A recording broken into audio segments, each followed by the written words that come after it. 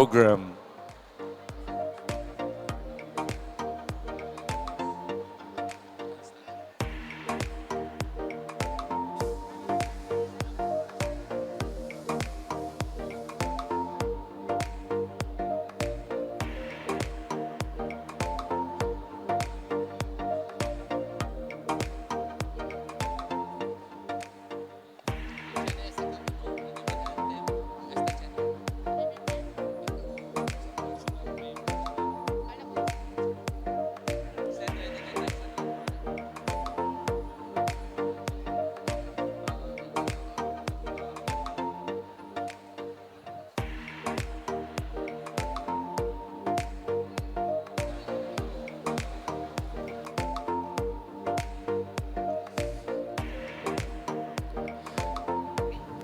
Ladies and gentlemen, please rise for the Philippine National Anthem to be followed by the prayer and some Buanga Hermosa hymn.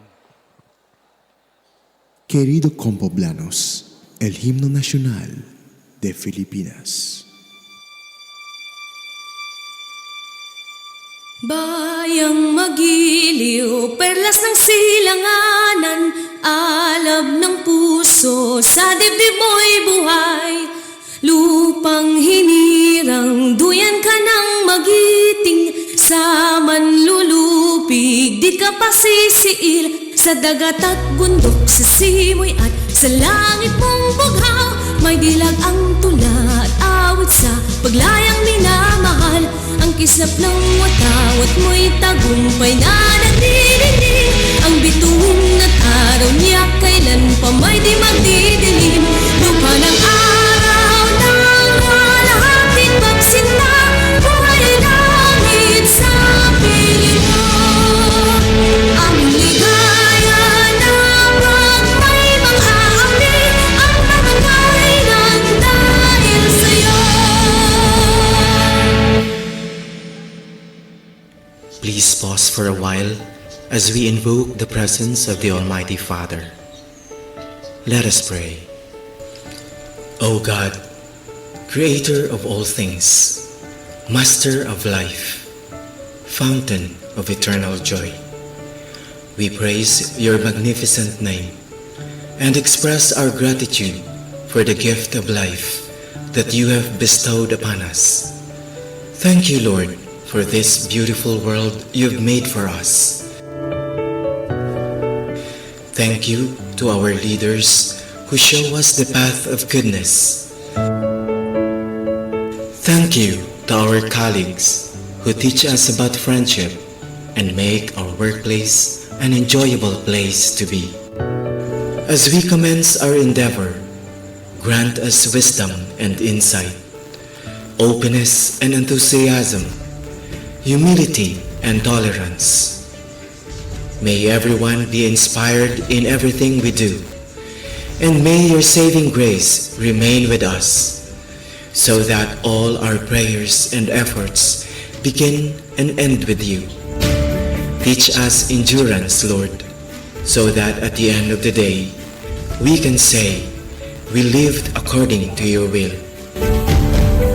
All this we ask and pray in your mighty name. Amen.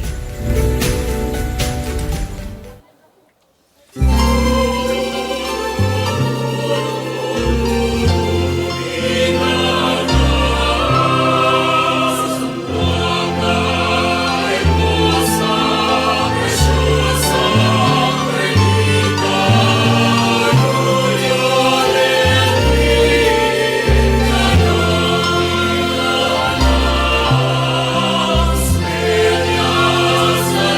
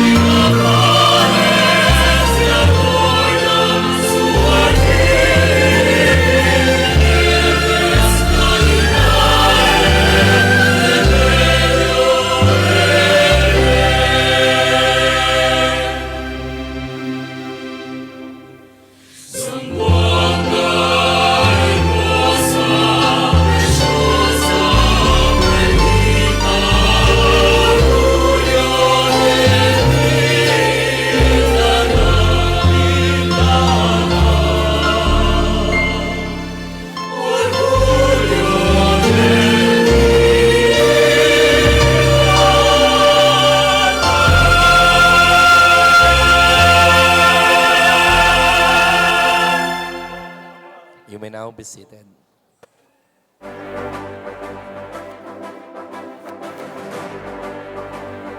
Commission on Higher Education, in cooperation with Western Mindanao State University, Zamboanga Polytechnic University, and Zamboanga City Marine Science and Technology, presents Bilyesa, Mr. and Miss Sukfair 2024. And to open up the show, please welcome the candidates in their production number.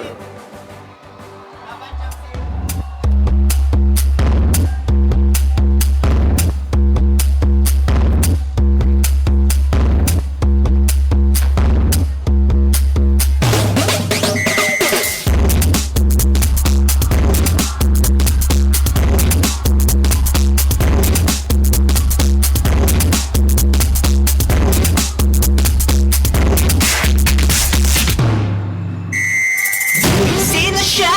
Ang lakas ng dating, ang lakas ng dating, ang lakas ng ganyan. Sino siya? Ang nakitang gumiling para kang manggigigil ka. Sakaling mahalin mo, galak na gusto ko. Sige, igiling, igiling mo, hihigit ko. Mahalin mo, sayo na gusto ko. Baby, igiling, igiling mo, hihigit ko.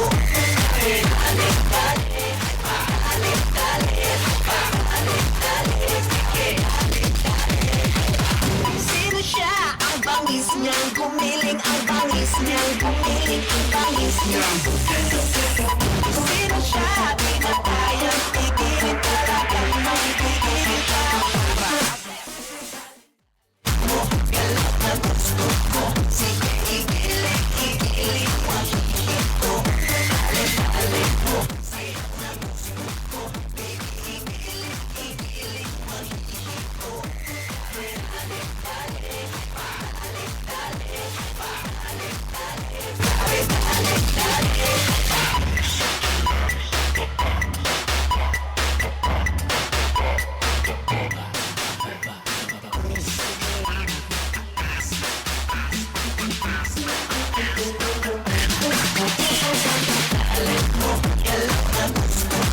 Sige, igiling, igiling mo, hihigit ko. Alin mo, sayo na gusto ko. Baby, igiling, igiling mo, hihigit ko.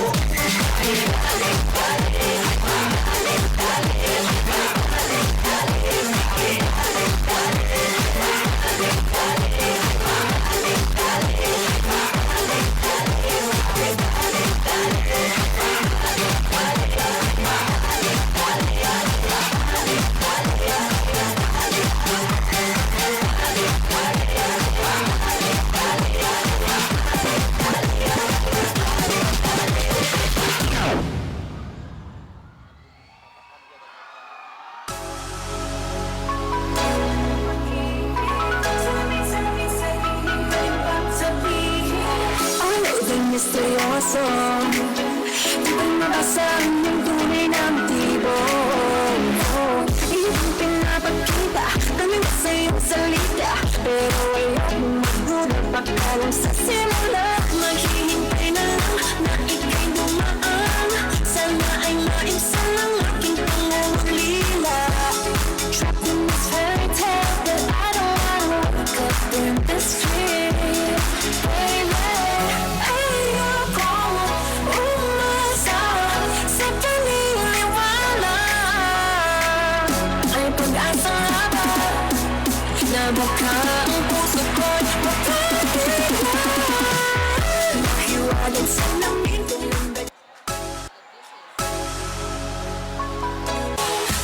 salamin sa tingginas ng pag-ibig.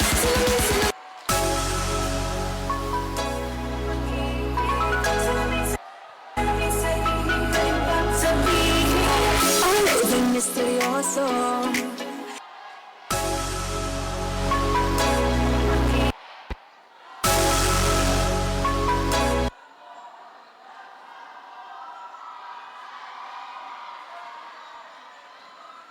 Misteryoso. Di ba rin mabasa ang iyong tunay na motibo? Iyong pinapagkita, galing sa iyong salita, pero ayaw mong magduda, baka lang sa simula. Maghihintay na lang na ika'y dumaan, sana ay maimsan ang aking pangungulila. Trapped in this fairy tale, but I don't wanna wake up in this dream, baby.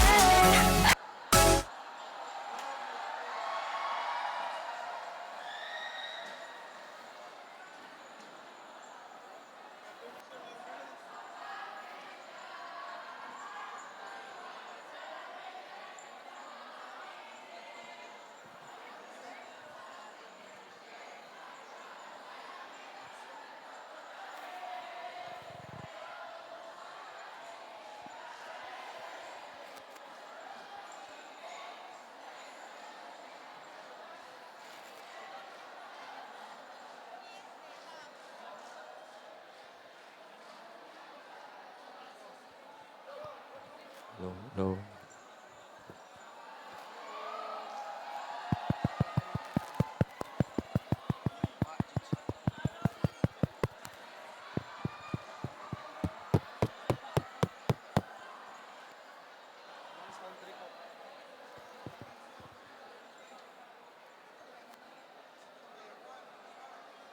Okay. Low, low.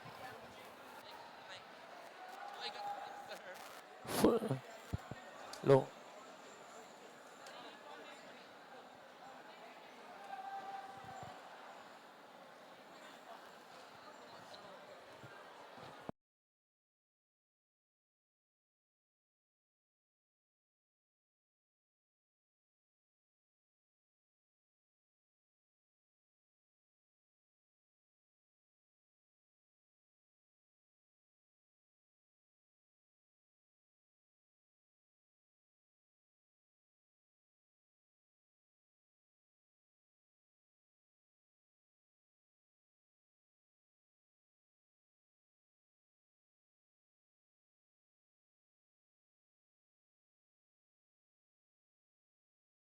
Case their dancing prowess.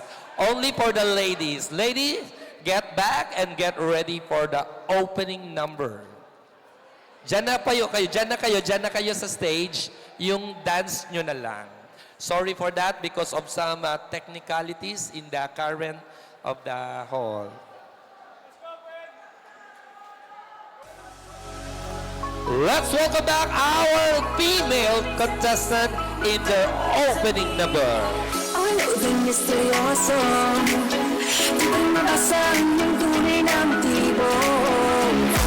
Iyong pinapagkita, galing sa iyong salita, pero ayaw mong magduda, baka lang sa simula. Maghihintay na lang na ika'y dumaan, sana ay maimsan ang aking pangungulila. Trapped in this fairy tale, but I don't wanna wake up in this dream, baby. Ayoko umasa sa paniniwala.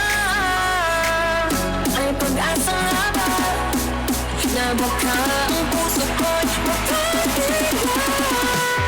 Nahiwalag sa lamig, tumambaya aaminin kanyang tunay na tatikling. Nahiwalag sa lamig, ano bang dapat gawin? Bakit ang puso'y napipitin? Sabi sa hindi niya sa ng pag-ibig. Sabi sa hindi ka rin pagsabihin. Sabi sa hindi niya sa ng pag-ibig. Sabi kailan niya ba papansinin?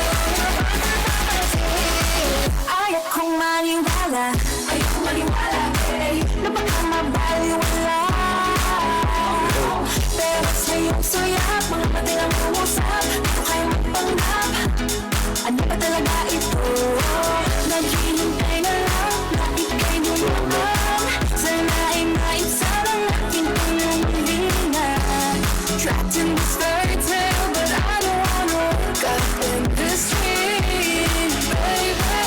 Ayoko umasa sa paniniwalaan. May pag-asa nga ba na baka ang puso ko'y mapapigyan?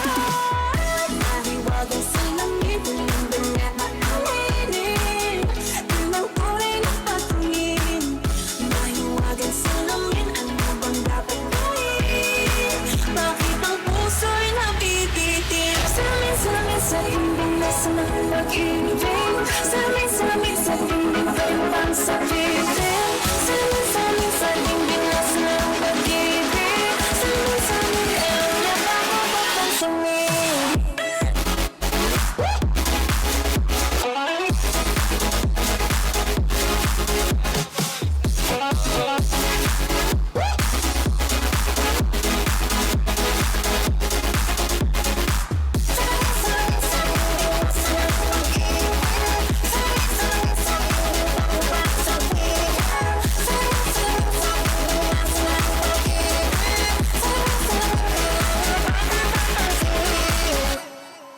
And there you have, ladies and gentlemen, the candidates in their production number.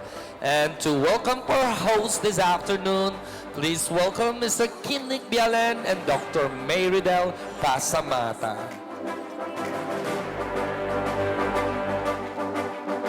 All right, ladies and gentlemen, buenas tardes, damas y caballeros.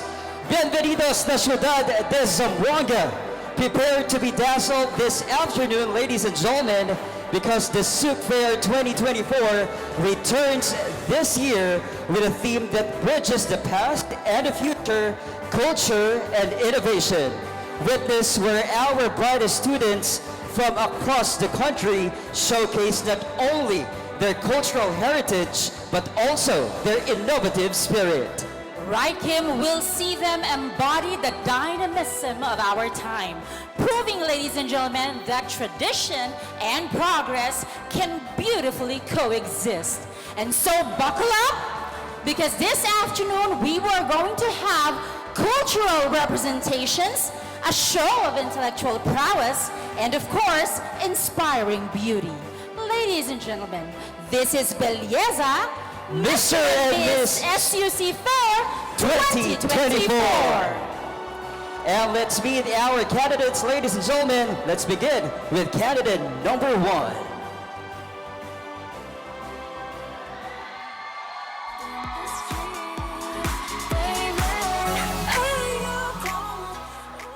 Buenos tardes a todos, damas y caballeros. Venido Kathleen Cafe Esquilio, Region A! In this dream, baby, ayoko umasa sa paniniwala. May pag-asa nga ba? Maayad haadlaw ta inyong alan, yan si Mary Gwyneth Perez representing Region 10. In this dream, baby, ayoko umasa sa paniniwala. May pag-asa nga ba? Madayaw nga adlaw, Queenie Marie Dacchio 21 representing Region 11. Ayoko umasa sa paniniwala. May pag-asa nga ba? Naimbag nga aldaw, Zamboanga City. I am Shania Cassandra Paredes representing Region 1. Ayoko umasa sa paniniwala. May pag-asa nga ba na baka ang puso ko'y mapapigyan? Mahiwagan sa lamin, kailan ba niya Buenos dias, damas y caballeros. This is Jade Falca Santos 20 representing Region 9, Zamboanga Peninsula! Na baka ang puso ko'y mapatigan. Mahiwagan sa lamin kung ang ganya aaminin. Kanyang tunay na tatingin. Mahiwagan sa lamin, ano bang dapat gawin? Bakit Mabuhay, Zamboanga City! My name is Janine Bashal Custadia, proudly representing Central Luzon!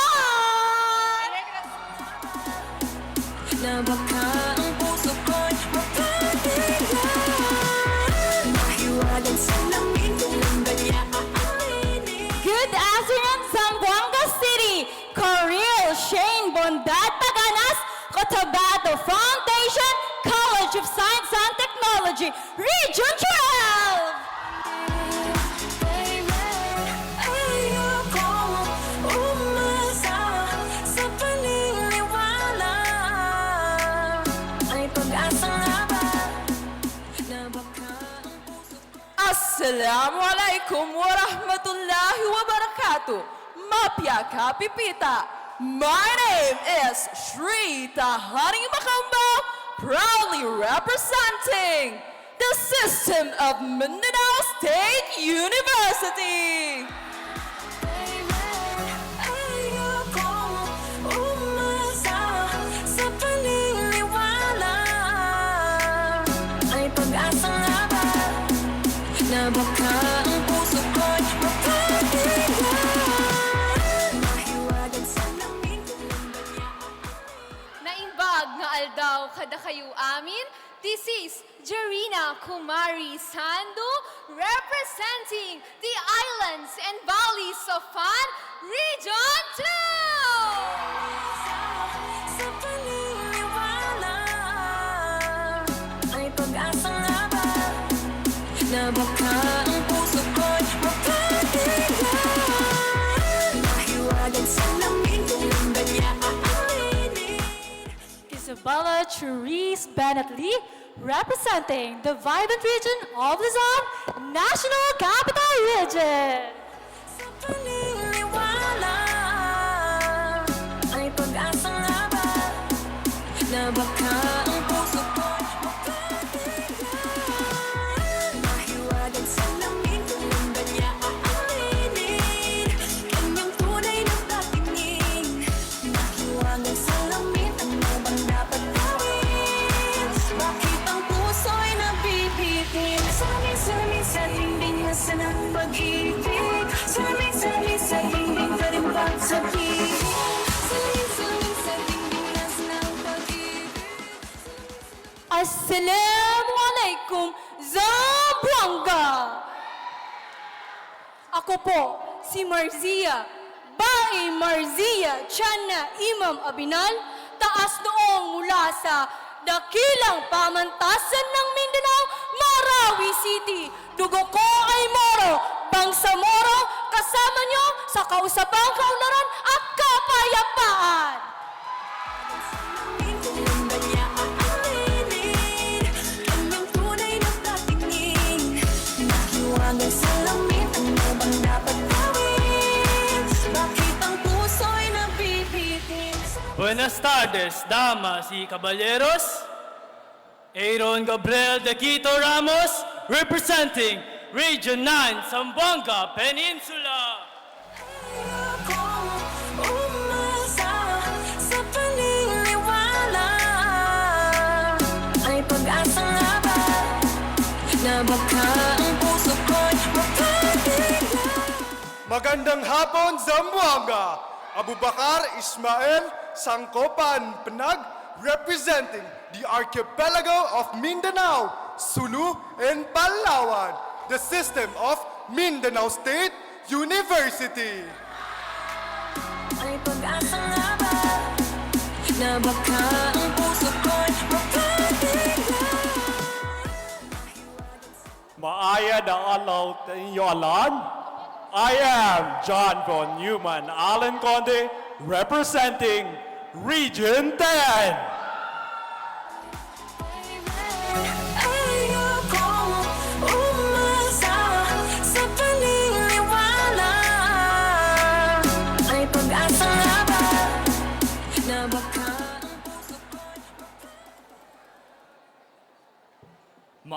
hapon. Jim, Ian, Justine, Ortega Aresgado, Region 6, Western Visayas!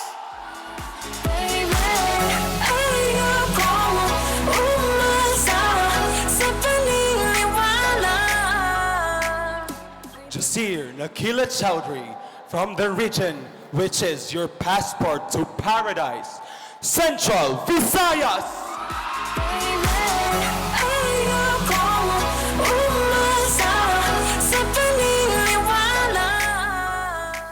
Madayang adlaw, Ciudad de Zamboanga, Ryan J. Cunyate, Rehiyon 11. Sa paniniwala ay pag-asa nga ba na baka ang puso ko'y mapapigil. Makastay at ang nagaw ni Kamatanan. Si Kansi Justine Emmanuel Espanaga, the Region 2, Cagayan Valley! Na baka ang puso ko'y mapapigil.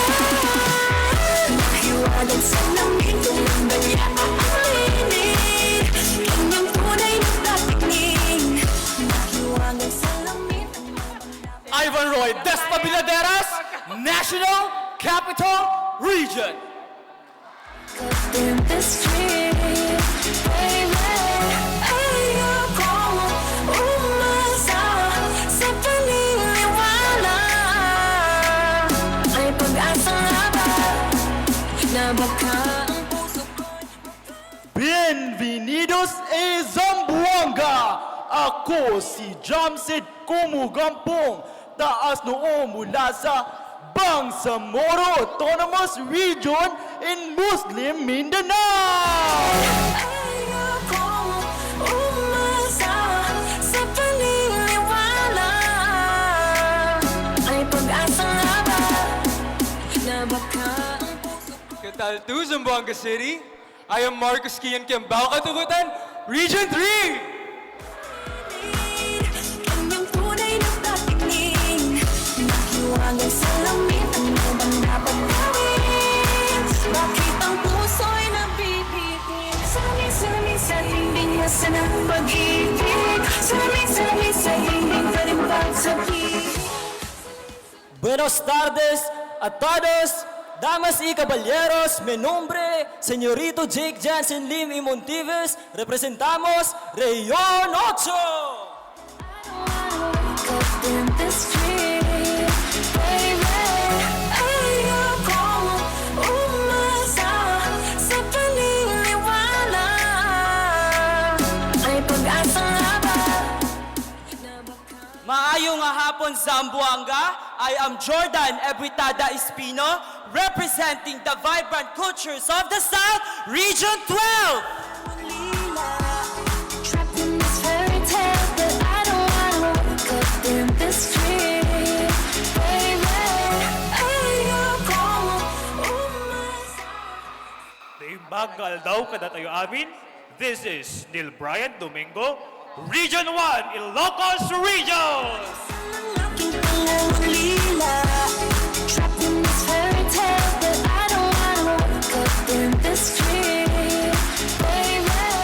Ayoko umasa sa paniniwala.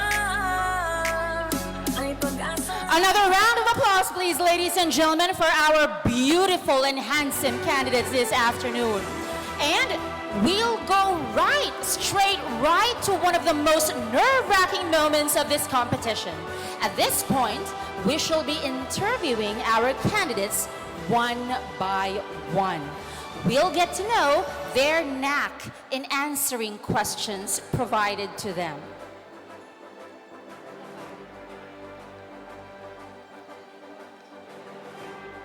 Let's welcome our candidates, the first set of the ladies.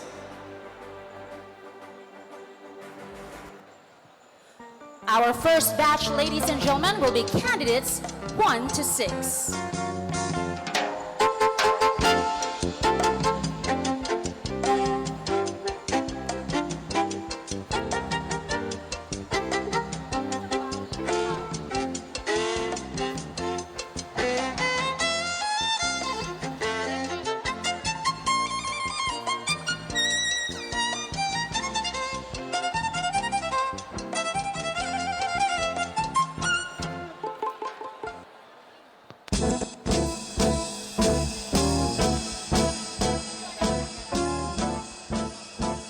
right, ladies and gentlemen, let's start off with candidate number 1.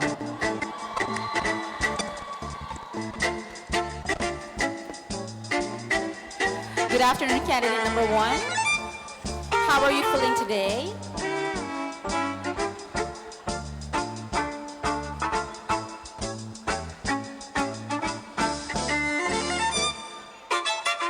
Thank you. I feel very nervous right now, but the amount of people here today amazes me. Hello, everyone! What were some of your preparations prior to the competition? Did you know that we traveled for almost 3 days just to get here? That's really tough. Okay, thank you very much, candidate number 1. Please do pick a question. Read it first, and then you may hand it over to me.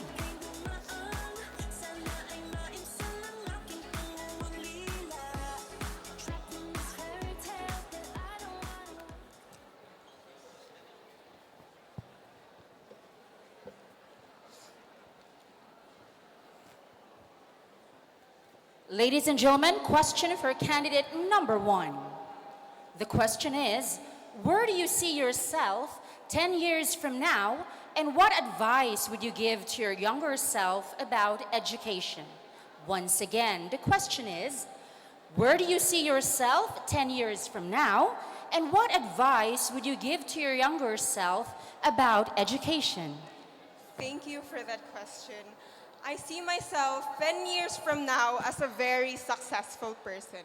And if I were to give advice to my younger self, it would be that be the change you want to see in the world. Because I do believe that this inspires me to always stay grounded and motivated in life. Because instead of waiting for external circumstances to change, we should be the one to take initiative. Because in order to make a world that is prosperous, we should be able to take initiatives for ourselves and make the world a better place. Thank you. Thank you very much, candidate number 1. Let's now proceed to candidate number 2.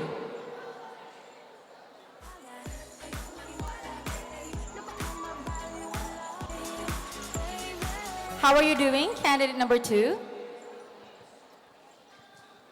To be completely honest, I do feel nervous. I mean, it's not something that's out of this world when it comes to pageantry, but I do feel confident and I do feel ready, especially with the people here supporting me. Daghang salamat, Region 10. What can you say about your supporters? Thank you so much for allowing me this opportunity to represent all of you, and please know that I am always and always grateful for all of you. All right, please pick a question.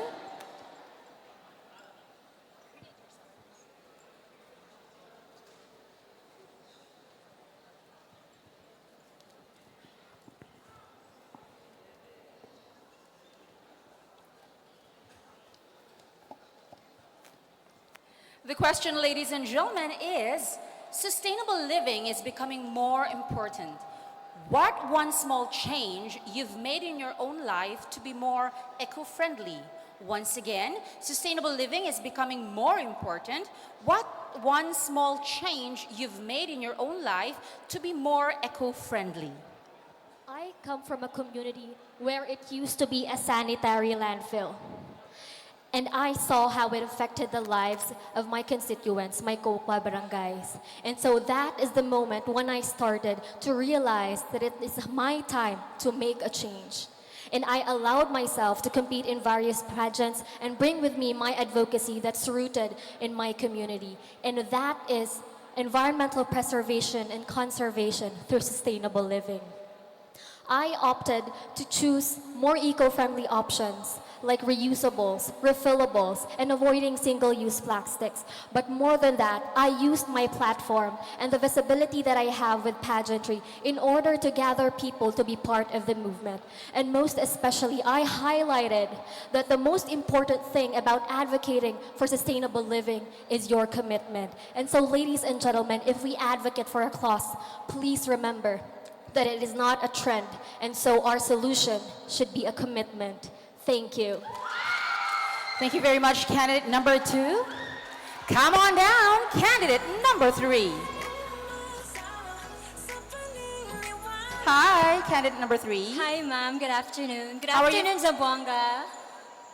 Buenos tardes. How are you feeling right now? Well, I'm actually feeling mixed emotions right now. I am feeling really nervous, but also really happy to be here, especially that we traveled by land for almost 20 hours just to be here.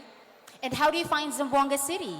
Well, I really love Zamboanga City. I think Thank this you. would be my second home. Oh, thank you so much, candidate number 3. And with that, let's pick a question for you.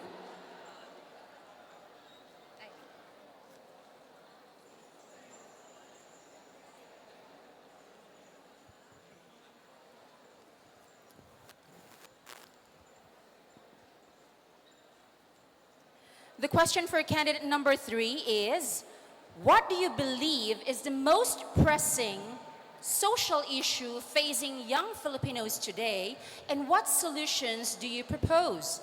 What do you believe is the most pressing social issue facing young Filipinos today, and what solutions do you propose? Good afternoon once again. During the PISA last year and last 2018, it was revealed that the Philippines ranked second lowest and the lowest among all participating nations in terms of reading comprehension. And as a future educator, I believe that the most pressing issue of our young generations is the lack of education. We are serving them free education, but they are not motivated to go to school and to learn. And that is because of lack of motivation from the society. I've always believed that it takes a village to teach a child. And it is our duty, our responsibility to keep them motivated, for them to chase after education. Because ladies and gentlemen, education is the key to success. And for our generation to fulfill our national heroes perspective that the youth are the hope of our country, they should chase after education, and it is our responsibility to keep them motivated. Thank you so much. Thank you very much, candidate number 3. Let's now proceed to candidate number 4.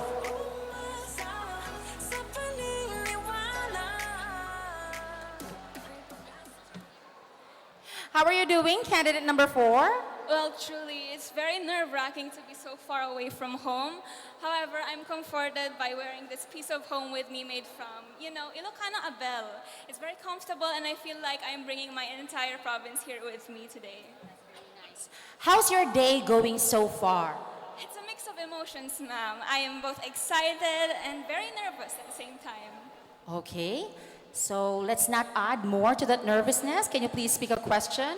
I hope after answering, she won't get any more nervous.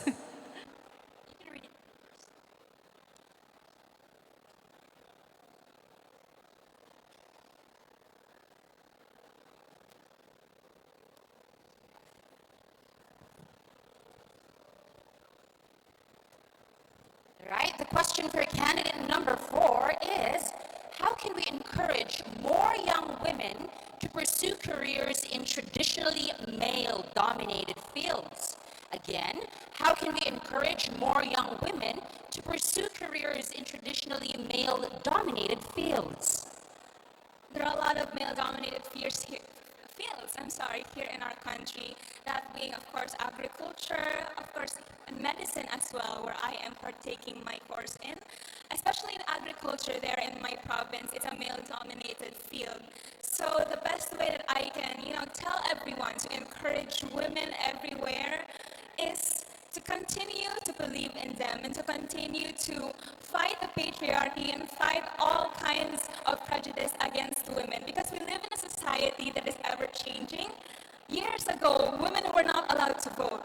Women were not allowed in positions of power, but because of us, because of our generation today, we can do so much change, we can embrace change, and hopefully moving forward, we can live in a more harmonious society. Thank you. Thank you very much, candidate number 4. Let's now welcome candidate number 5.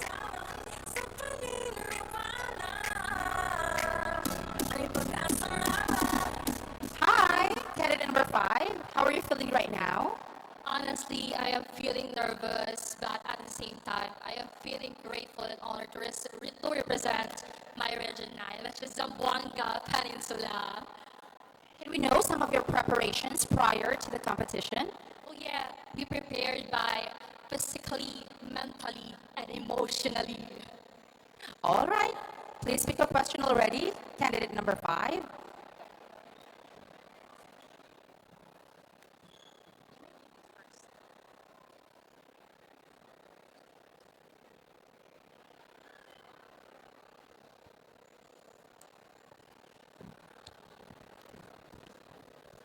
The question for candidate number 5 is, in today's society, how can you discourage body shaming among young girls and women?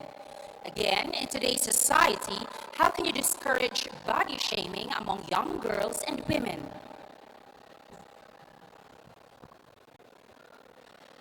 I firmly believe that I am not just speaking here because I have the knowledge. I've been exposed into different marginalized centers in our community. To answer the questions, ladies and gentlemen, in our day-to-day living, we always find ourselves in a crossroad of choices.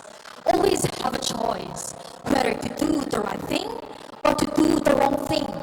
We also have to embrace the idea of a new beautiful, which is responsive to the needs and time and adaptive to the change of moment. And I think I would choose to be the person who understands that we are facing today, that the problems that we are facing today, so that we can stand one another and change society.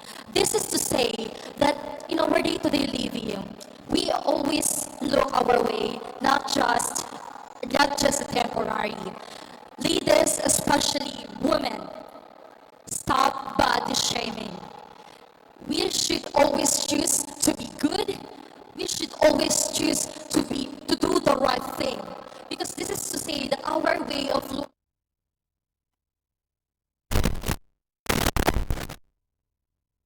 respect philosophy can be like art. The result is something in imperfection that I can, in my own experiences, in my own independences. Ladies and gentlemen, life is short, and it's up to you to make it sweet. Life is so transient and ephemeral. We will not be here after this, so think better, think deeply, think with heart, so that it may live a little longer. Thank you. Thank you very much, candidate number 5. And to complete our first batch of female candidates, let's welcome candidate number 6.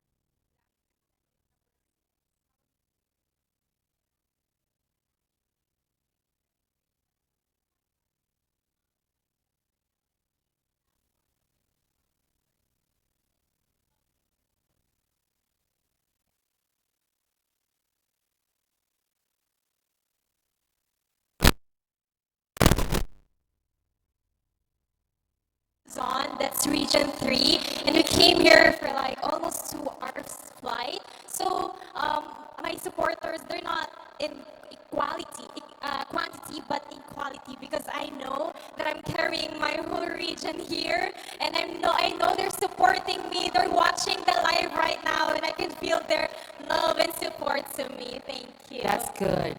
Please pick a question already.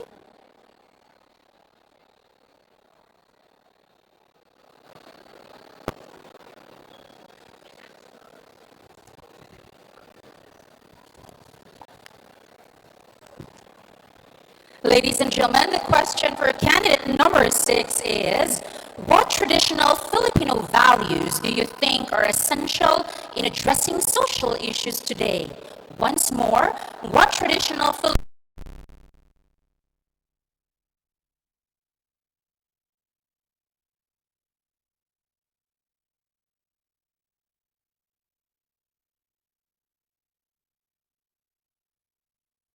and resilience, especially now that there's a lot of issues that coming into our society right now. I believe that we should be brave in facing all of them and resilient in our own little ways, because we are Filipinos for a reason. We carry these values in our hearts, and even though there are many adversities in our life, I know that we can overcome all of them by being brave and and resilient in our own because we are Filipinos anyway. Thank you very much, candidate number 6. There you have it, ladies and gentlemen, our first batch of female candidates. Let's welcome our second set of female candidates.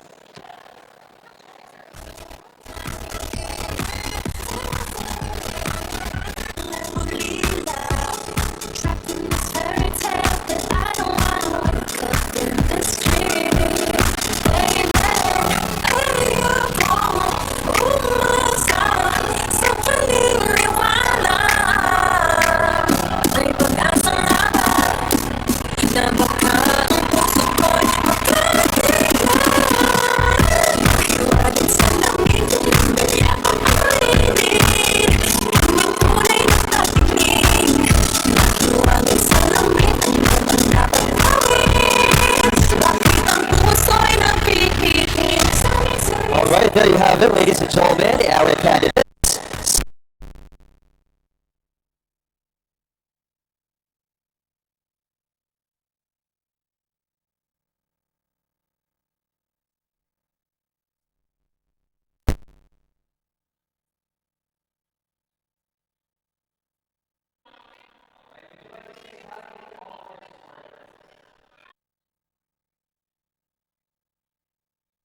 Mr. President, and to my team, thank you so much for the support.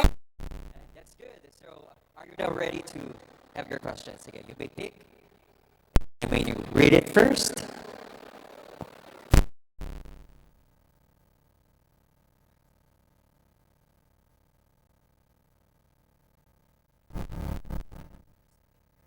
Question. Some argue that beauty pageants are outdated and contribute to stereotypes. How would you respond to this criticism? Again, some argue.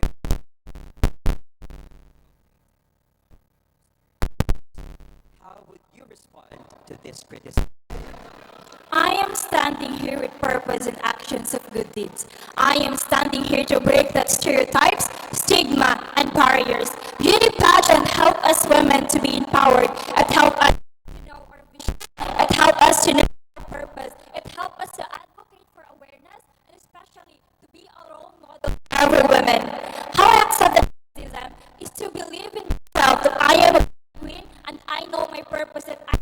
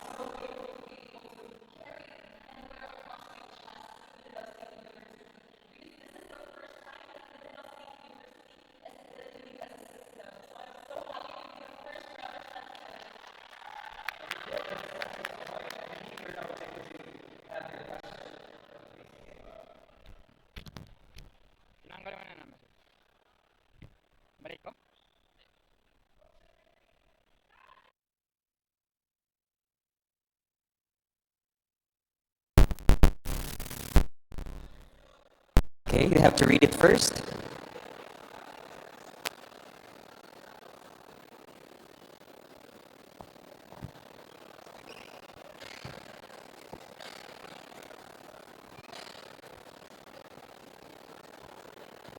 All right, candidate number 8, here is your question. How can students like you contribute to sustainable practices and environmental conservation? And How can students like you contribute to sustainable practices and environmental conservation efforts? As a climate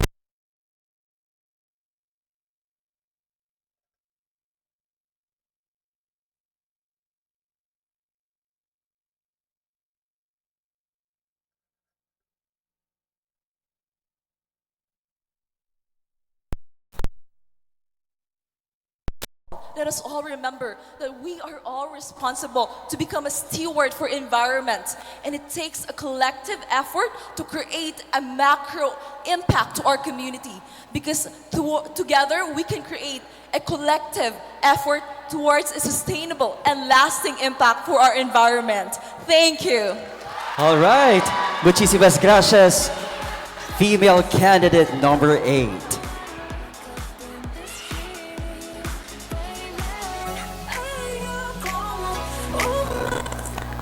All right, let's have female candidate number 9. All right, I will give you the microphone. All right, how are you, female candidate number 9? Oh, thank you. To be honest with you, I'm feeling pressured right now. But above all, I'm thankful and excited. If you will ask me why, I will say I'm feeling thankful because the moment I stepped my foot here, I felt the love, the kindness, and the welcoming presence of the people of Zamboanga City.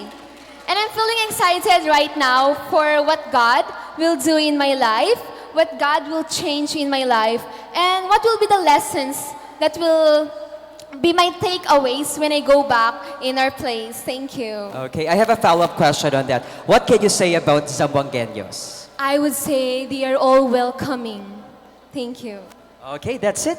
Let's have your question. You may pick first.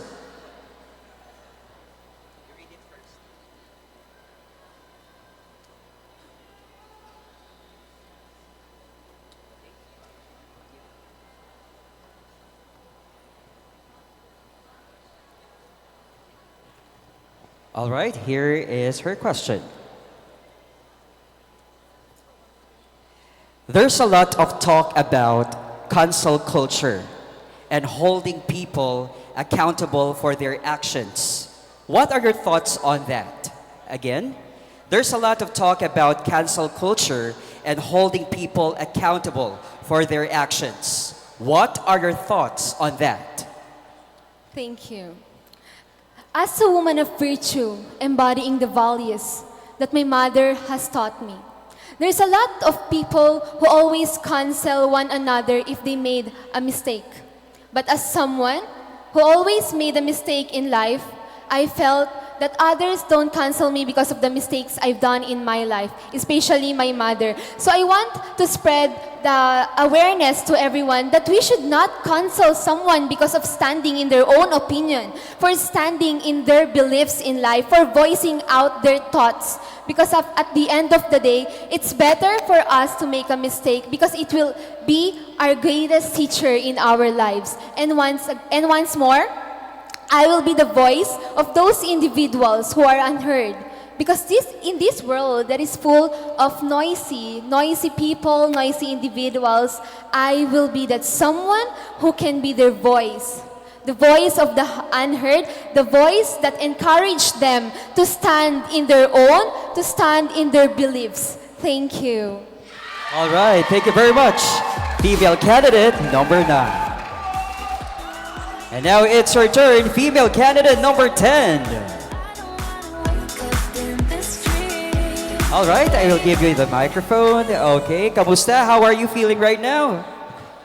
Thank you so much. I'm actually feeling very confident, and I would like to thank my institution as well as NCR region for choosing me to represent our region, and also to the Zamboanga City. Thank you so much for welcoming us. That's it. Okay, have you known one Chabacano language or word? Do you know one Chabacano word? Bueno. Yeah, bueno is good. Okay, thank you very much for that. Okay, sige. Just make comfortable. Okay, sige. You can actually open that first and try to read it first.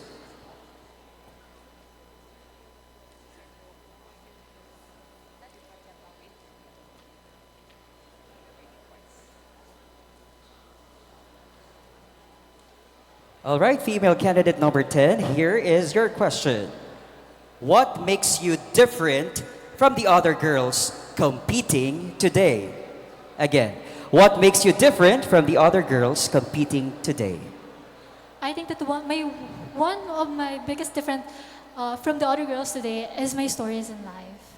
I've been through a lot of challenges and setbacks in life, and as someone who didn't grow up with both of my parents, I was only raised by my lola, and she taught me how to value life, and I feel like that's something that we should be grateful about. And having the story and experiencing challenges, I can be able to relate to other people, and by relating, they can be inspired by my stories. Thank you. That's it. Thank you very much. Female candidate number 10, everyone. Now let's have the last candidate for this batch, female candidate number 11. Okay, female candidate number 11, from what region are you representing? I am from Bangsamoro Autonomous Region in Muslim Mindanao. Okay. Would you like to say hi or a word or two to all of your supporters over there? Hello everyone, thank you. First, I would like to share my gratitude because from the screening process, you have helped me to become on this very stage, a national stage, to sail our purpose and advocacy. And I thank you so much. Without you, I could not do this alone. Yeah, that's great. Okay. You may now pick your question, and you have to read it first.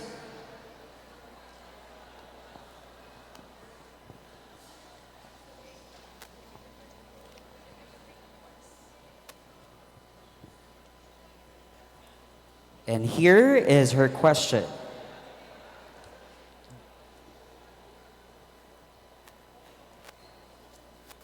Does a woman sacrifice more than a man? Again, does a woman sacrifice more than a man?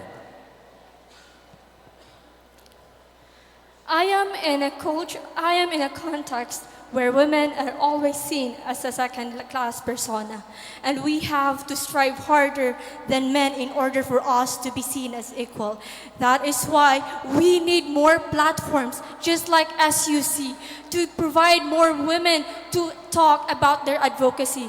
Because at the end of the day, regardless of your gender, we are all sacrificing and surviving in this cruel world. And I would not like to invalidate the struggles of men because I was raised by my father and my mother, and I have seen their different struggles. And with that, it is not nice for us that women sacrifice more. We just sacrifice differently. It's because I believe that regardless of genders, we are all surviving and striving to survive in this cruel world. And I thank you. All right, magsukol. Thank you very much. Female candidate number 11. Ayan po, palapakan po natin. Female candidate 7 and 211. All right. At this time, we welcome our male contestant, the first set.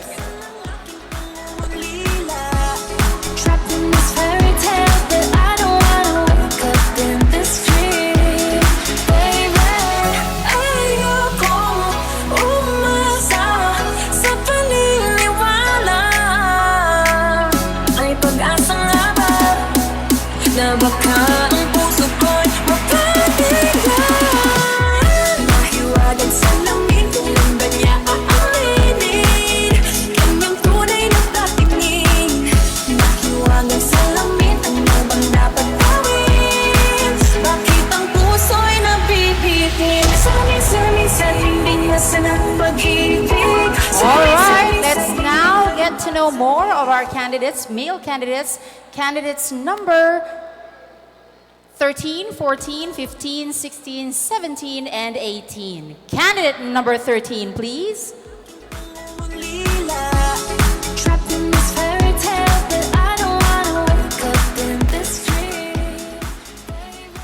How are you feeling right now, candidate number 13? I'm feeling great and honored to represent Zamboanga Peninsula right now. If you were to rate the level of excitement that you feel right now from 1 to 10, 10 being the highest, what would it be? 10, I'm feeling so excited and the people around me are so pleasant. And I really hope we're looking forward for this event. All right, so let's have your question already.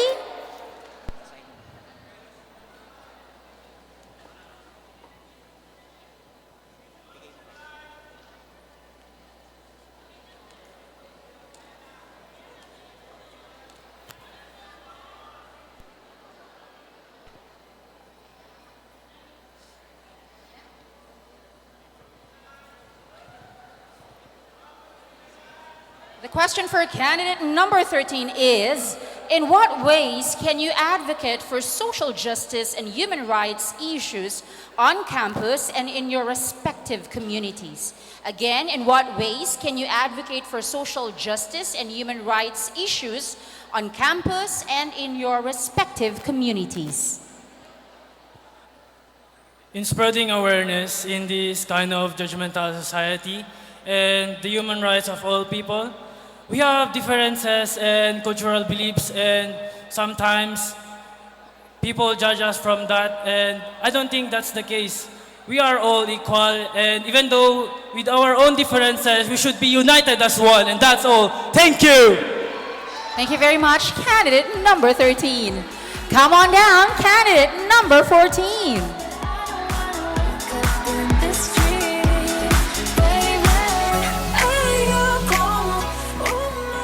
Hi. Hello. Say hi first to your supporters. Hi, MSU System and especially Barb. They're actually here just to support us, so thank you so much for showcasing your support. Thank you. How are you feeling right now? I'm so ecstatic and at the same time grateful because we came here for more than, I guess, 15 hours. We actually drove here. And being here in Zamboanga City is already a testament that even if we are far from Zamboanga, but still we are here. Thank you so much. That's good. Please pick a question already, candidate number 14.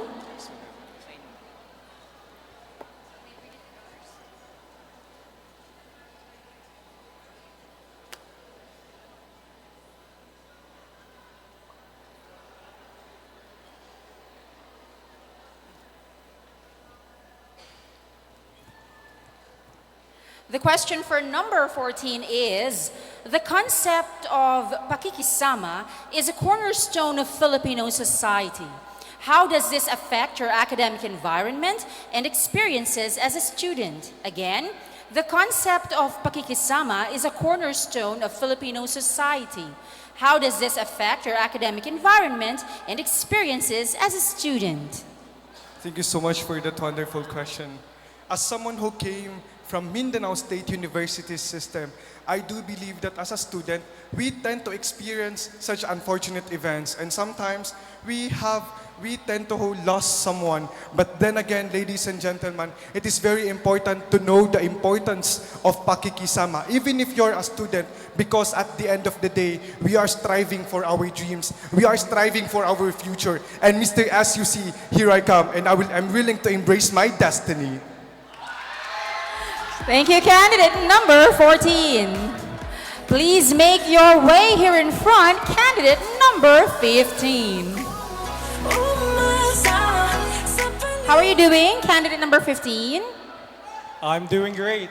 I would like to thank most of our faculty and staff from Central Mindanao University for being here and supporting me. Okay, if you're going to give them one word for being here with you, what would it be? Amazing. They truly are amazing people that are supporting me. Okay, thank you very much, candidate number 15. Please pick a question already.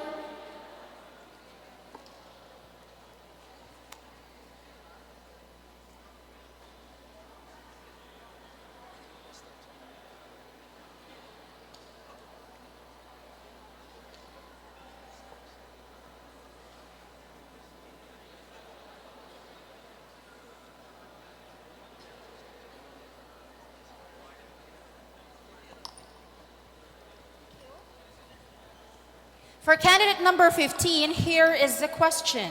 What steps can men take to become allies in the fight for gender equality?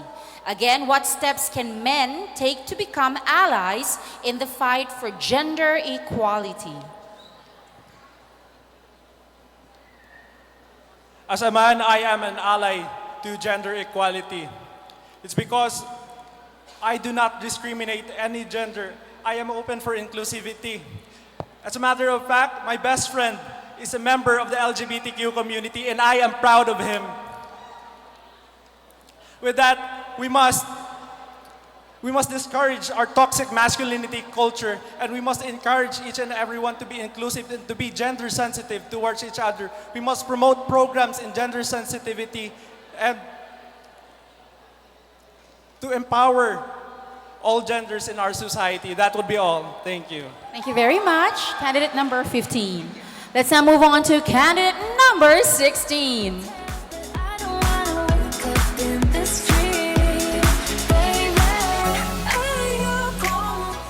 Hi, candidate number 16. Hello, good afternoon. What's your height? I'm 6'1". You look good with your height. Wow, thank you so much. What were some of the preparations that you did before coming here? My preparation for this event is that I train for my makeup because I go here in Zamboanga without a makeup artist, so I do on my own, and also for my trainings and other staffs. Very good. Okay, let's see where your preparations will lead you. Candidate number 16.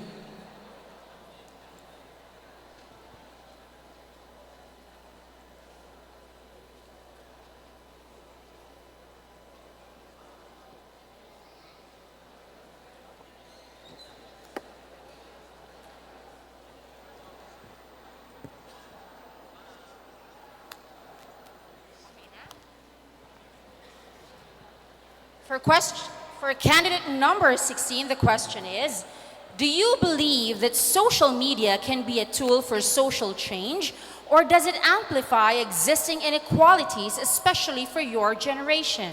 Again, do you believe that social media can be a tool for social change, or does it amplify existing inequalities, especially for your generation? Thank you for a wonderful question, ma'am. Yes, I do believe that social media is really important to us, especially in our education. Because in my school, in our university, social media really affects us in our academics because at the first place, we have saw the internet connectivity and the power interruption in our school is very low. And one of the reasons that social media is important because if there is no internet connectivity in our university, it hinders the learnings of the students and the functionality of the teachers to deliver the lesson. So to address that issue, the school, through my leadership, will conduct a research and innovation through a research and innovation for a solar power generator and a internet connectivity in one panel, and that's all. Thank you. Thank you very much, candidate number 16. 2 more to go. Let's welcome candidate number 17. Hi, how are you? Hello, Mama. Thank you. I'm good. And what were some of the preparations that you did prior to coming here? I did question and answer trainings. I got to go to my connections with regards to my outfits because I was informed less than a week for this petition. See. All right. Let's see if your preparations were thorough.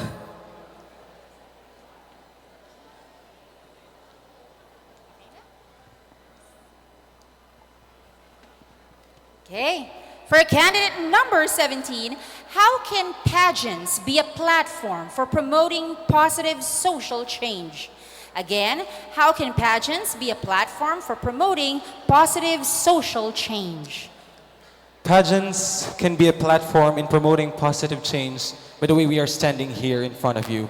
I stand here not just being as a competitor, but being an inspiration to everyone. By the way, for those of you, or for the information of everyone, I really came from a broken family, not having a father beside me when I grew up, and it made me realize that having a broken family is not a hindrance towards achieving your dreams. And I, being an inspiration to everyone, is one way on how to achieve social change. I am standing here in front of you telling everyone that regardless of your social status, regardless of whatever and wherever you came from, as long as you really work hard in making your dreams a reality, then there's nothing impossible with a determined heart. Thank you. Thank you very much, candidate number 17. And our final candidate for the first batch, candidate number 18. Hi! Hello, ma'am. And mayong hapon, Zamboanga City. Thank you so much for welcoming us. Thank you. You are from? I am from Davao region po. Okay, from Davao region. Please pick a question already, candidate number 18.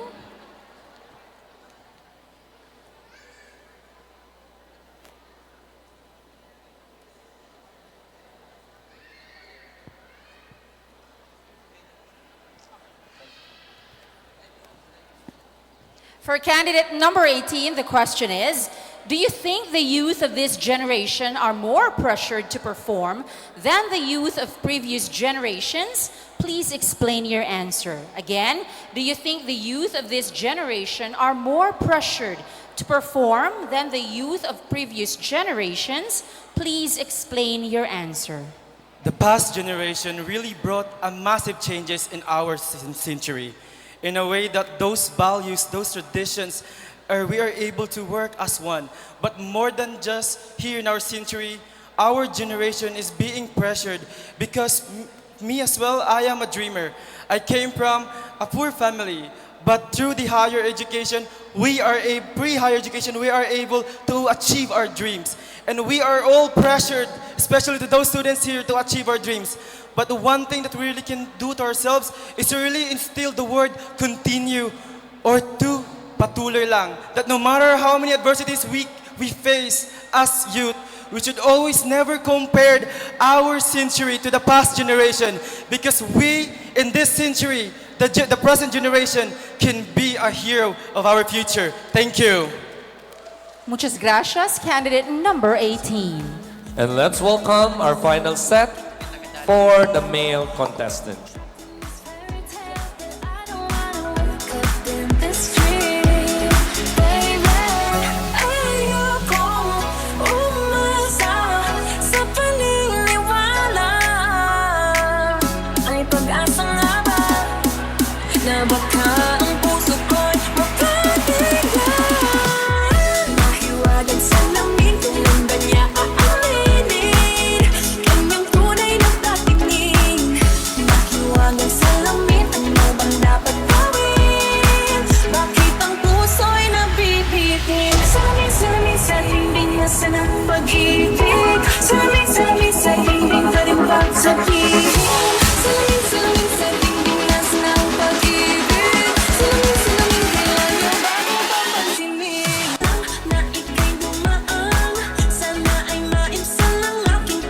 All right, there you have it, ladies and gentlemen, candidates 19 to 25. All right, let's begin with male candidate number 19. Okay, so candidate number 19, kamusta? How do you feel right now?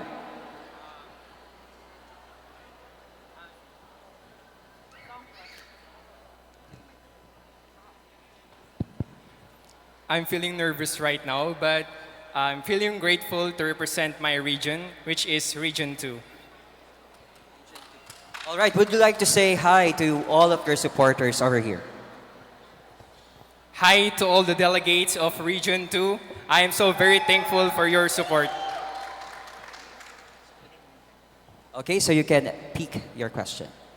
You may use that microphone. Thank you. Okay, you have to read it first.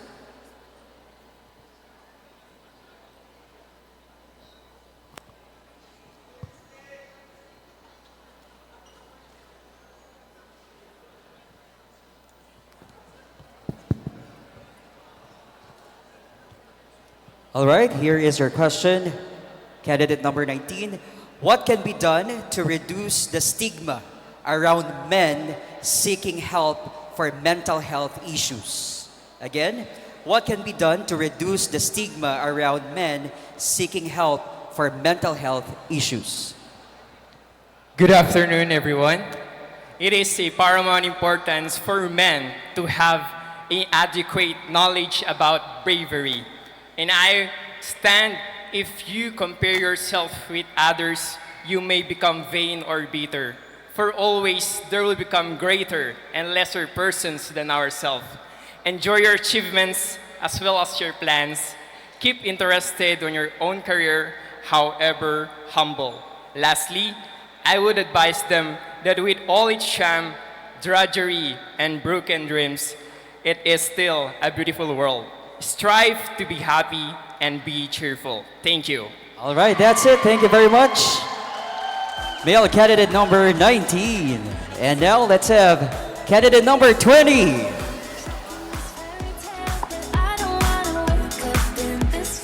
All right, male candidate number 20, you're from what region? From National Capital Region. Okay, kaway-kaway. Saan po yung taga-NCR dyan? Buenos tardes, Zamboanga.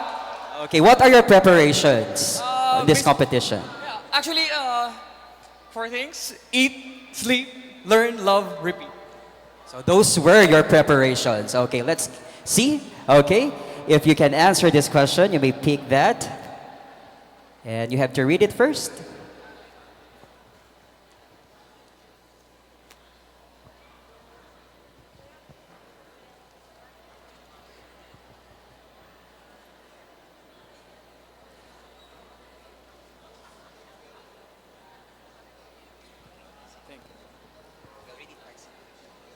Okay, male candidate number 20, here is the question. If you are given the chance to have a conversation with a world leader about a social issue you are passionate about, what would you discuss? Again, if you are given the chance to have a conversation with a world leader about a social issue you are passionate about, what would you discuss? 3 words: integration, collaboration, and research. If I were to give a discussion with a social leader to discuss one issue, and that is the issue of inequality.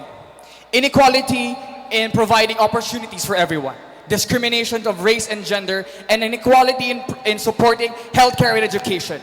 I would discuss on having integral protocols and programs in order to be collaborative in a way, for a universal approach, meaning it creates an equal opportunities, equal growth, and equal resources. Integration and collaboration cannot stand alone with research. I will tell them to research, to take action, to research, to develop, to promote, to advocate, and to inspire others, not just in a specific region, but to the whole country. Because in a society that can either be cruel, poetic, or blind, those 3 things is what we may need to voice out and find, because those makes things life one of a kind. Muchas gracias, Zamboanga. All right, muchísimas gracias, male candidate number 20. Next, let's have male candidate number 21.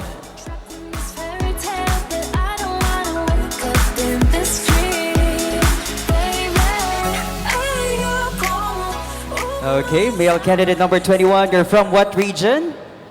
Barm region. Okay, Barm region. Would you like to say hi to your supporters? Hi everyone, thank you very much for the warm welcome here, and most especially for your support to our region, because we are not just representing the people or the culture in Barm, but the Lumats, Christians in the Moro people from our region. Thank you very much. Okay, so I believe you're now ready to get your question. You may read it first.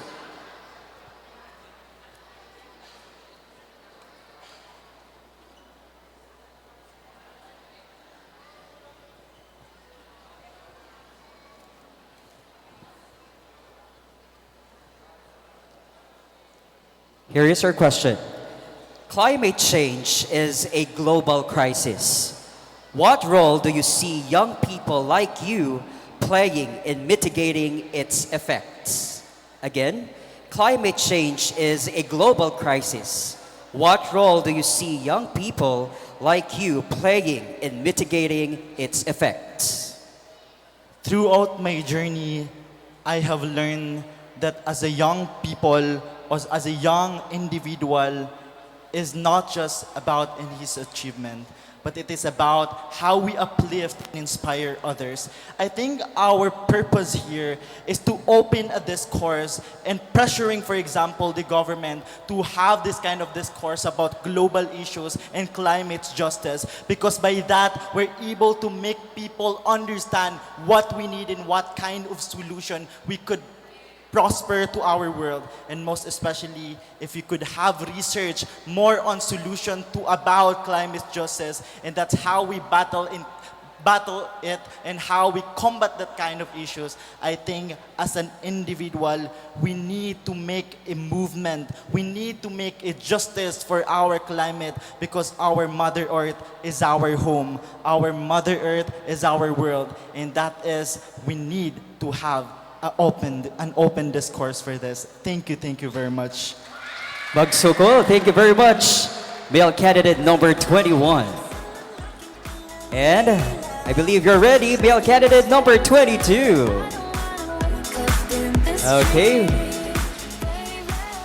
From what region, male candidate number 22? I'm from Region 3, Central Luzon. Okay, Central Luzon. Would you like to share what is your course right now in college? I'm a major in psychology student, BS Psychology.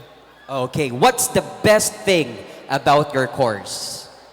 I believe that the best thing about psychology is I am able to tell something about someone just by observing their behavior just for a few minutes. Okay, let's see. If you can answer that question, you can actually get one. And let's see.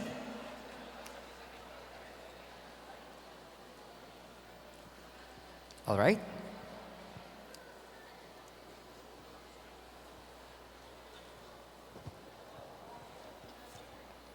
Okay.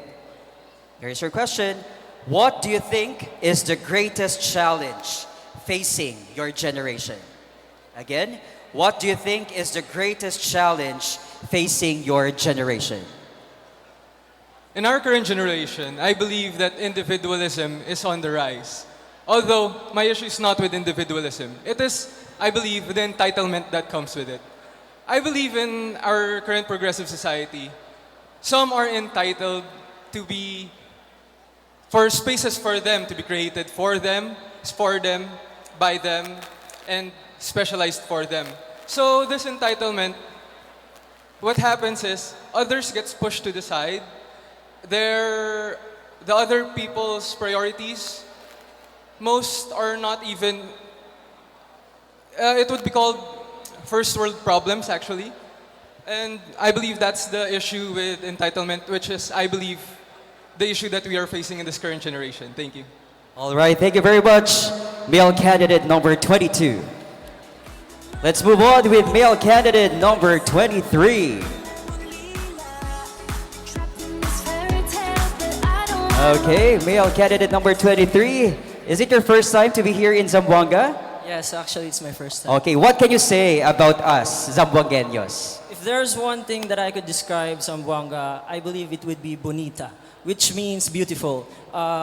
Starting from the sceneries, the environment, how organized the place is, and especially the people. You are all very beautiful here in Zamboanga. Thank you. All right, muchísimas gracias for that. Okay, you may pick your question. Muy bonita. Okay, you have to read it first.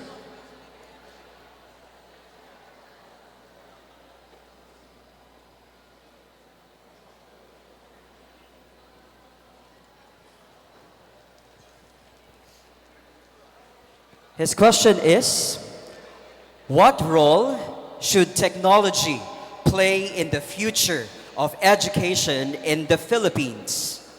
What role should technology play in the future of education in the Philippines? I believe the role the technology would play in the future of education in the Philippines is very related to this year's theme of SUC 2024, which is weaving culture and innovations for a resilient, transformative, and globally recognized Philippine higher education. I believe that culture and innovation are inseparable in the context of educational development. Unfortunately, recent studies and surveys rank Philippines among the bottom performers in quality education in a global scale. This does not mean, though, that we do not have the abilities and capabilities of being globally renowned. I believe it is in inculcating our values of our Filipinos in our educational system that will bring us back on track. As SUCs, we are great partners to propel development.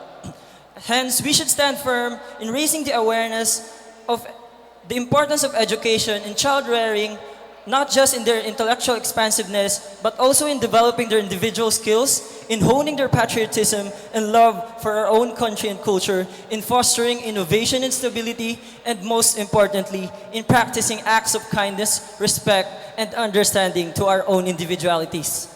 It is in the steps that we can open the floodgates to ourselves to be at par with the rest in the spirit of global competitiveness. We may come from different SUCs and regions, but let us all remember that it is in being as one nation, one Republic of the Philippines, with one dream, that we can transform ourselves to be truly competitive in any other arena we may be put in. Again, thank you. All right, thank you very much. Male candidate number 23. Your next male candidate number 24. Okay. Male candidate number 24, kamusta? How are you? I'm fine, a bit nervous at the same time, but also excited we're able to unveil the next Mr. SUC Fair 2024. Okay, we wanted to know what region you are representing. I represent the vibrant culture of Region 12. Region 12. Is it your first time to be here in It Zamboanga? is my first time. Okay, sige. Thank you very much for that. Now you may have your question. You have to read it first.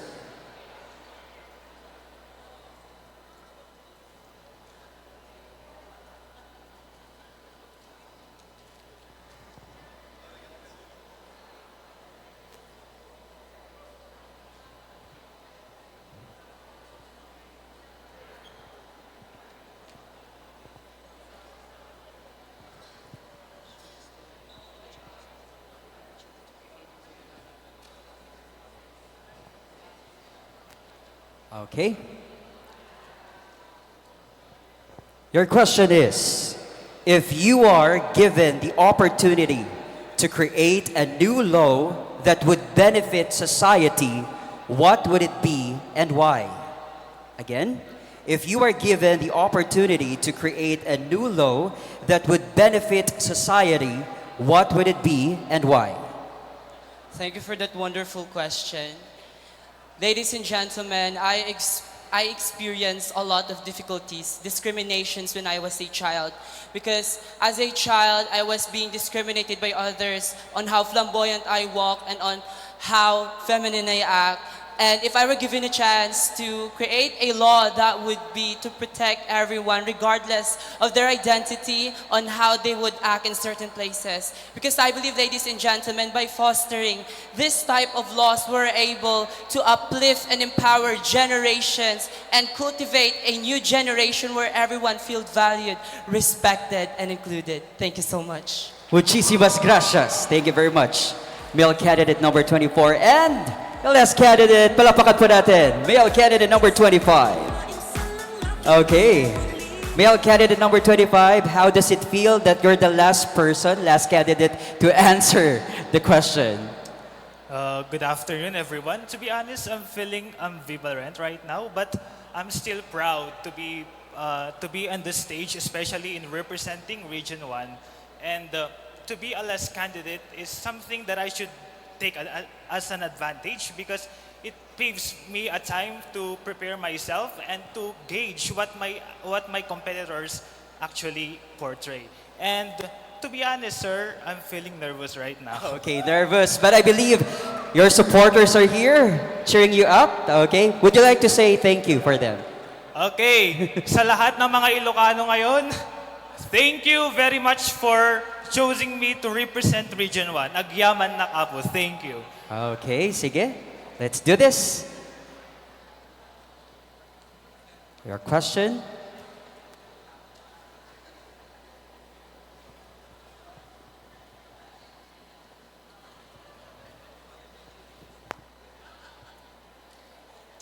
And the question is, if you were given the platform and resources to launch a social enterprise, what issue would you address and how? Again, if you were given the platform and resources to launch a social enterprise, what issue would you address and how? If I will be given the chance to have a social enterprise, it would be about education. Education is a great foundation of our life, and we must armor ourselves with it.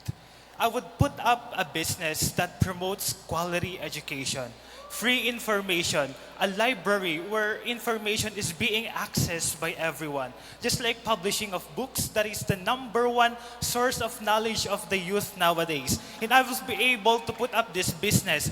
I know that literacy will be a norm into our community. And together, as a future teacher, I value quality education, and that will make us stand out into our future. And together we say, we soar, we will stand out and reign if we let literacy be a norm into our community. Thank you. All right, there you have it. Thank you very much, the male candidate number 25. And there you have it, ladies and gentlemen. Let us give our candidates our resounding applause. Hello, Mike. We will see more of them, ladies and gentlemen, in their formal attire, but as of the moment, let's try to linger on with their answers, which we have listened to earlier.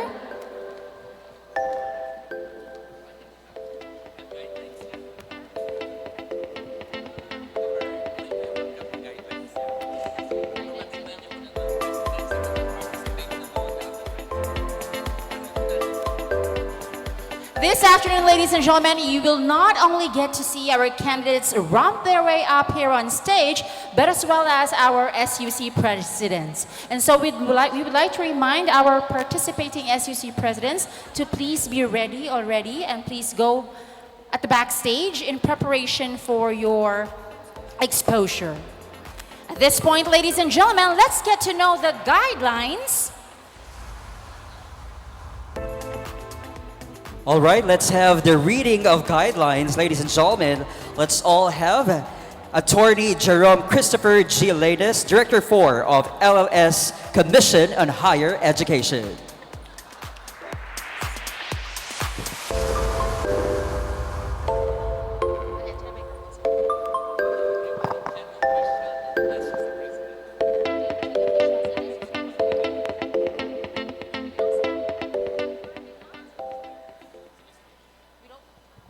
We'd also like to remind our CHED officials and once again our SUC presidents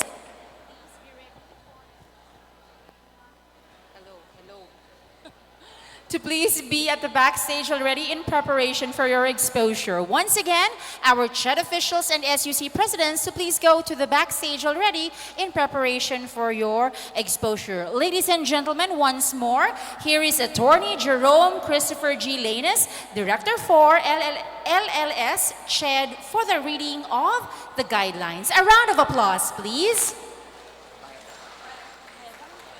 Good afternoon, everyone. Here are the guidelines in today's Search for Mr. and Miss Sook Fair 2024. Guideline number 1. The selection for Mr. and Miss Sook Fair 2024 is open to all member institutions of state, universities, and colleges. Number 2. Each region is entitled to 1 pair of representatives that consist of 1 male and 1 female candidates.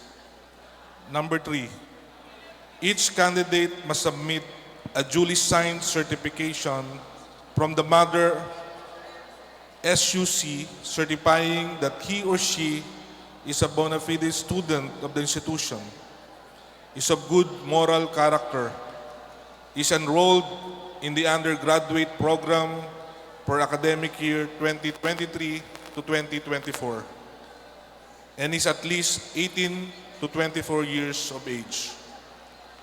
Number 4, copies of the scanned validated school identification card, parents' consent, and registration form should be attached to the aforementioned certification and email it to the following email addresses: edgaraustero@gmail.com and ragdea26@yahoo.com on or before June 15, 2024. Number 5, The competition will be on July 10, today, 2024, at KCC Mall de Zamboanga Activity Center. And lastly, number 6, there will be 2 categories for this competition, to wit. Preliminary round.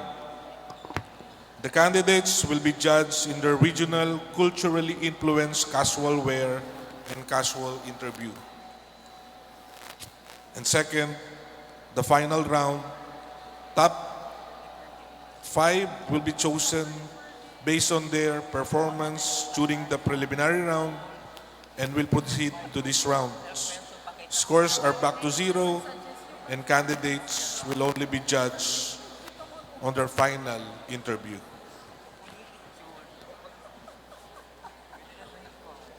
Good luck to all the candidates. Thank you, and again, good afternoon.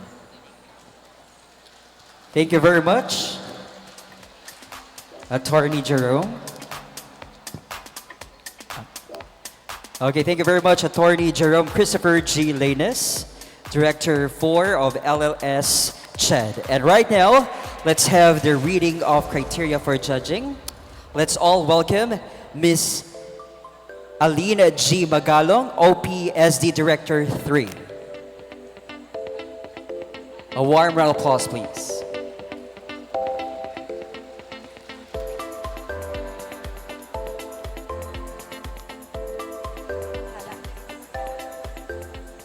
Buenas tardes con todos. Allow me to read the criteria for the judging of the search for Mr. and Miss SUC Fair 2024. The first is on regional, culturally influenced casual wear.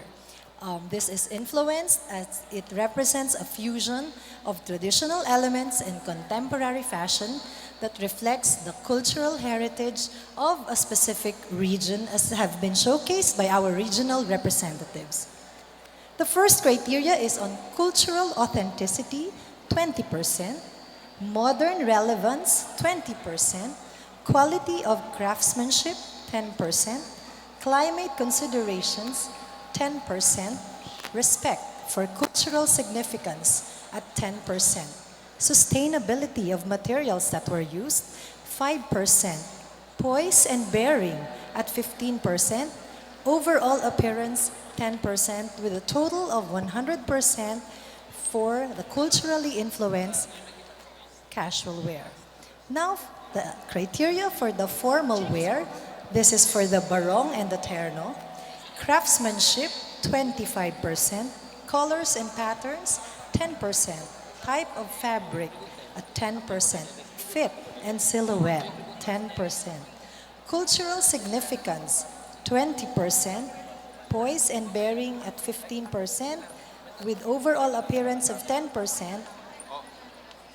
The next is for the interview, which has just been completed.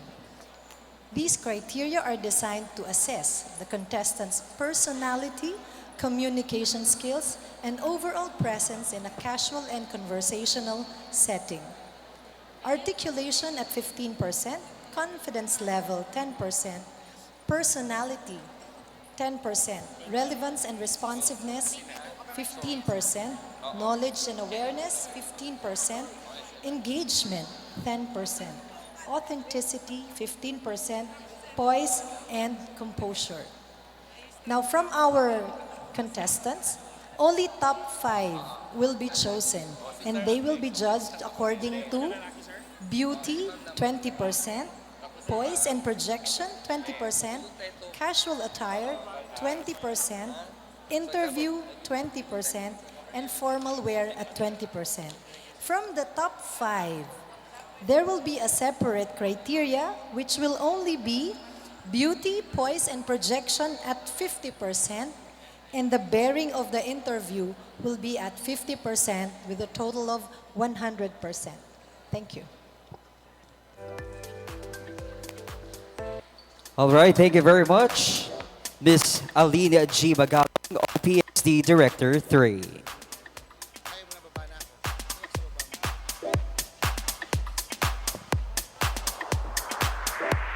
Next, ladies and gentlemen, we shall be witnessing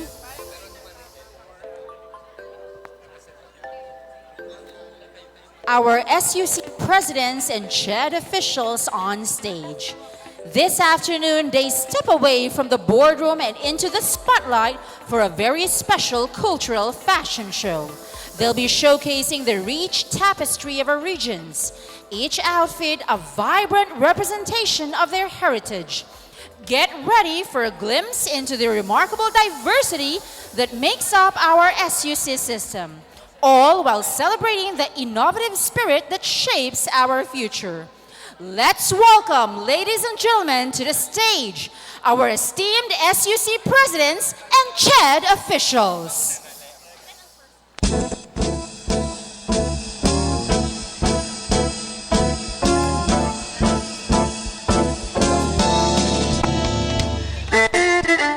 Ladies and gentlemen, we have Dr. Jose Valmorida from Central Mindanao University, Vice President of Academics Affairs.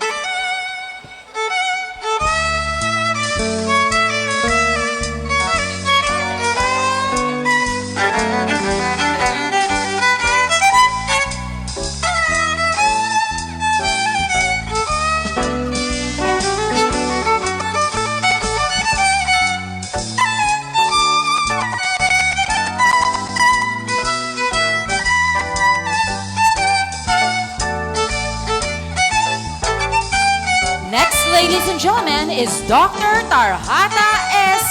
Yamalon, Director, Research Programs and Associate Professor Edgar A. Boquia, Director of SPEED, Cotabato State University. Cotabato State University, with its president, Professor Dr. Sema G. Dilna, is proudly showcasing the Maguindanaon Inol suit and gown, designed by Tato Ingo. Our male model is Edgar A. Boquia, the sports director, and the female model is Dr. Tarhata Piang Sulaiman Yamalon, our research programs director. Inol is a traditional hand-woven cloth of a Maguindanaon. It is a Maguindanaoan word for a woven. It can be excluded both elegance to simplicity. It is an art of imagination woven with love and passion by Maguindanaon. The design of one is different from one another. In the past, the royal families used to have their own design that is exclusively woven for them. In short, they were only the one allowed to use it. But now, in the present time, it is no longer the situation. Ladies and gentlemen, with Inol, so much can definitely be designed and produced. Let's all welcome Director Hannah Marquez of MSU System with Miss Sharon Cruz of Mindoro State University.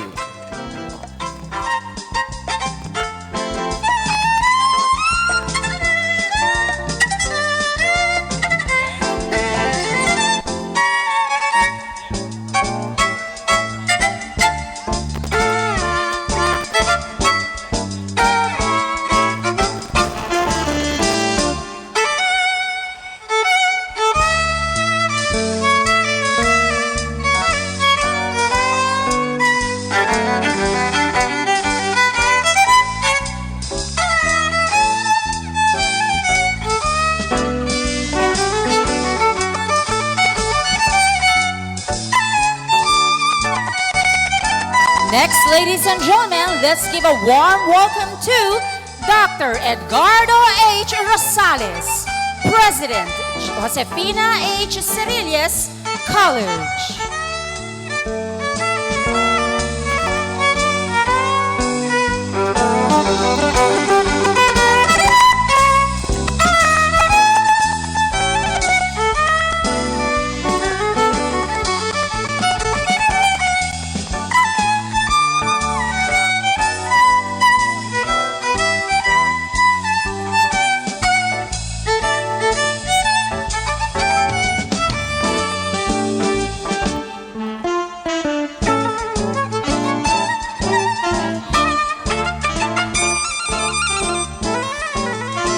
Make way for Dr. Reynaldo Ramos from Technological University of the Philippines, National Capital Region.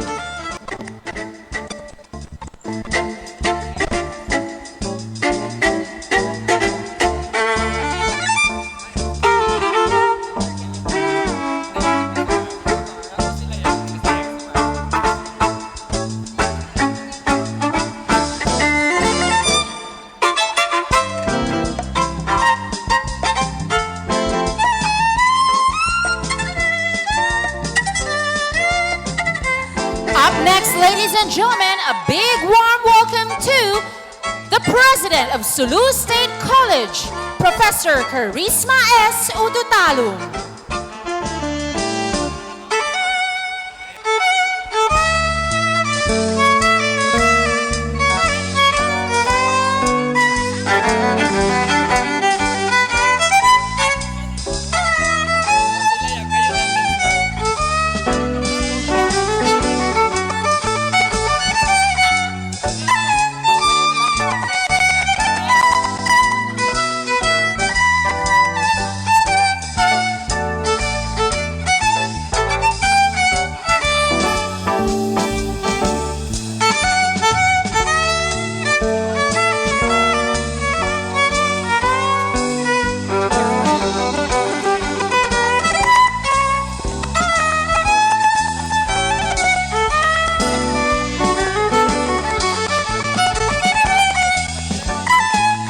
Make way, ladies and gentlemen, to Dr. Nelia Alibin, Director of CHED RO12, together with Edward Lovell Brillantes.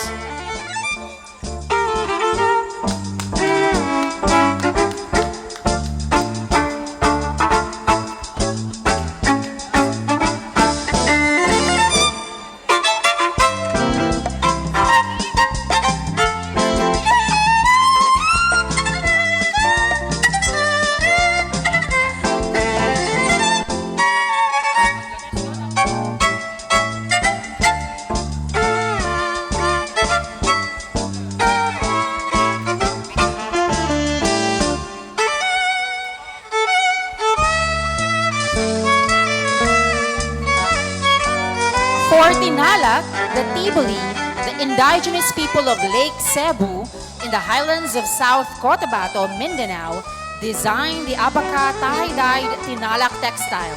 The Tinalak are woven dreams. Its tie-dye patterns are handed from mother to daughter or bestowed on the weaver in dreams by Fu Dalu, the female spirit of the abaca.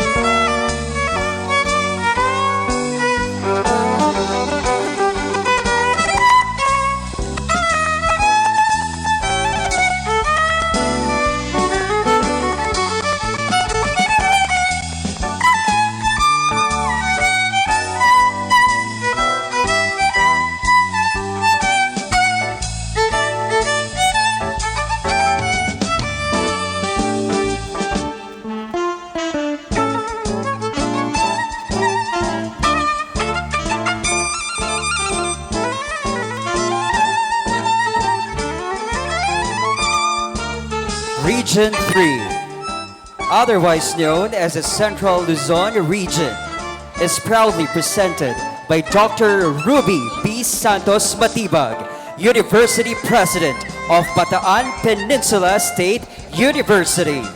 Central Luzon is renowned for its rich cultural heritage, showcased through its diverse festivals, folk arts and crafts, cuisine, historical and archaeological sites, and indigenous communities. Central Luzon is home to 7 provinces: Aurora, Bataan, Bulacan, Nueva Ecija, Pampanga, Tarlac, and Zambales. Today, Dr. Santos Matibag is adorned in a masterpiece created by the pride of Bataan, Mr. Roland de Guzman.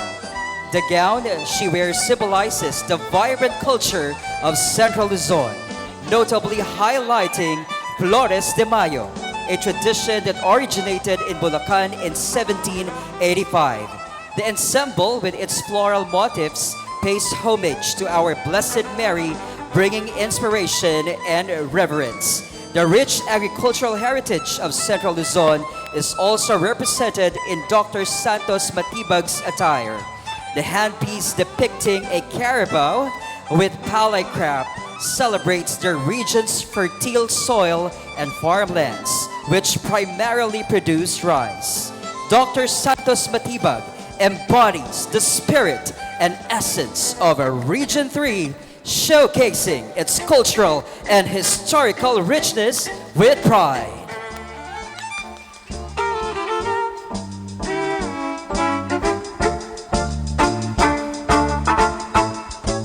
This time, ladies and gentlemen, a resounding round of applause for Dr. Rodi P. Garcia, Director 3, CHED Regional Office 9.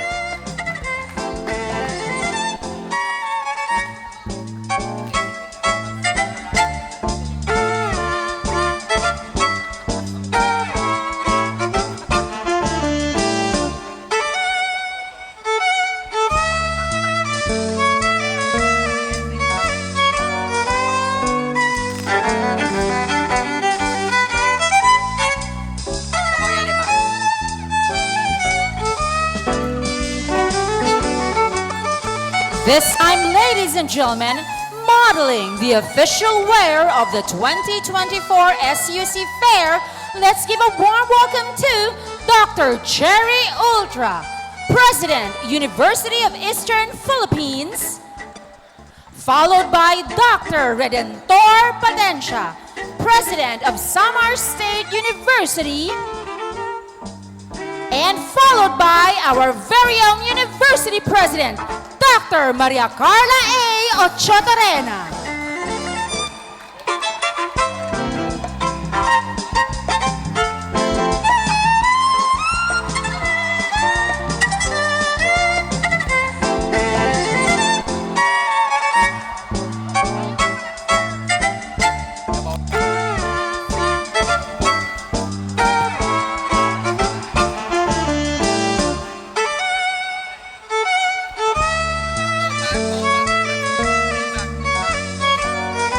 Ladies and gentlemen, here once more is a spectacular display of the different attires coming from the different regions of the Philippines.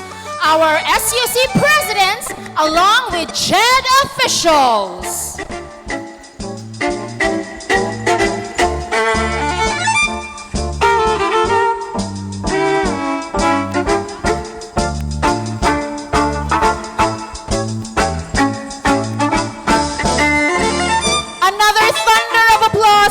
Ladies and gentlemen,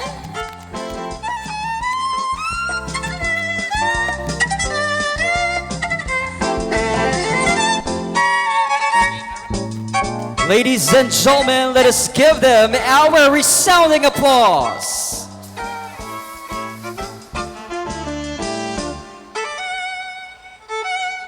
thank you very much, our dear SUC presidents, and of course, our CHED officials, as they take their spotlights in this event.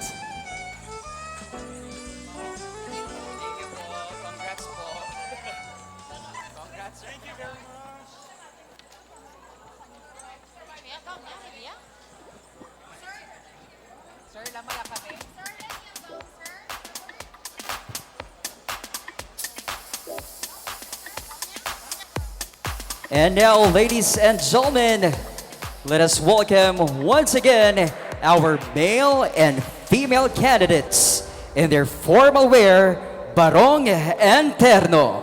Let us give them our warmest applause. Let's begin with candidate number 1.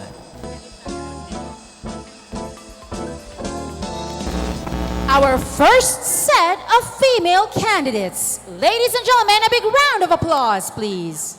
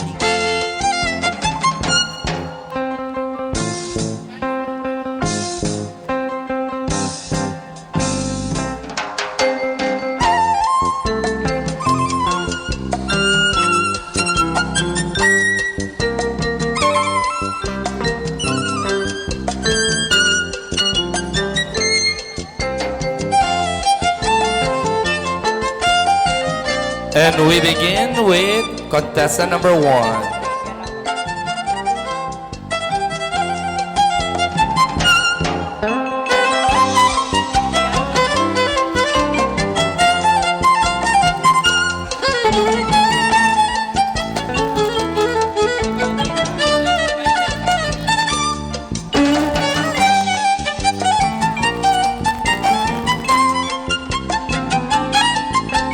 Female candidate number 1 is from Region 8, Kathleen Cafe Esquilio of University of Eastern Philippines.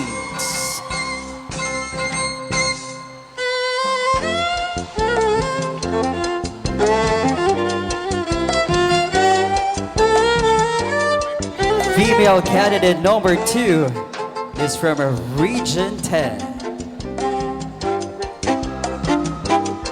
Mary Gwyneth A. Paris of Central Mindanao University.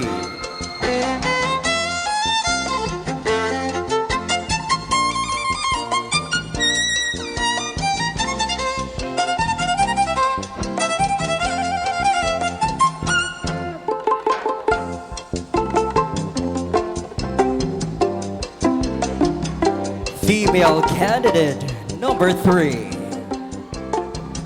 From Region 11, Queenie Marie Bostantino Dacio from Davao del Norte State College.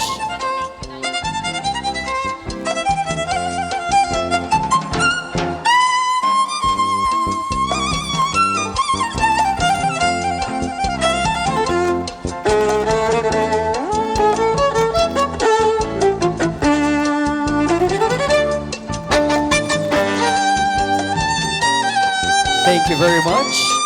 Female candidate number 4 from Region 1, Shania Cassandra Paredes.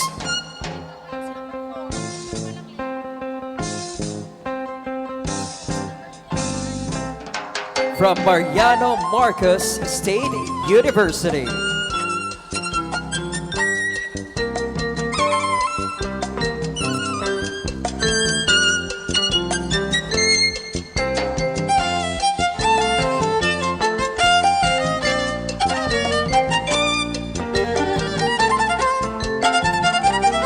Thank you very much. Next, female candidate number 5 from Region 9, Jade Pedro Falcasantos from Zamboanga State College of Marine Sciences and Technology.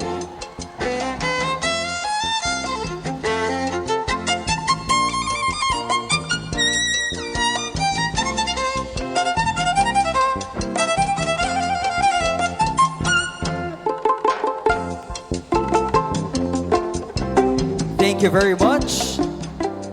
Let's have a female candidate number 6. From Region 3, Janine B. Custodio. Representing Bulacan Agricultural State College.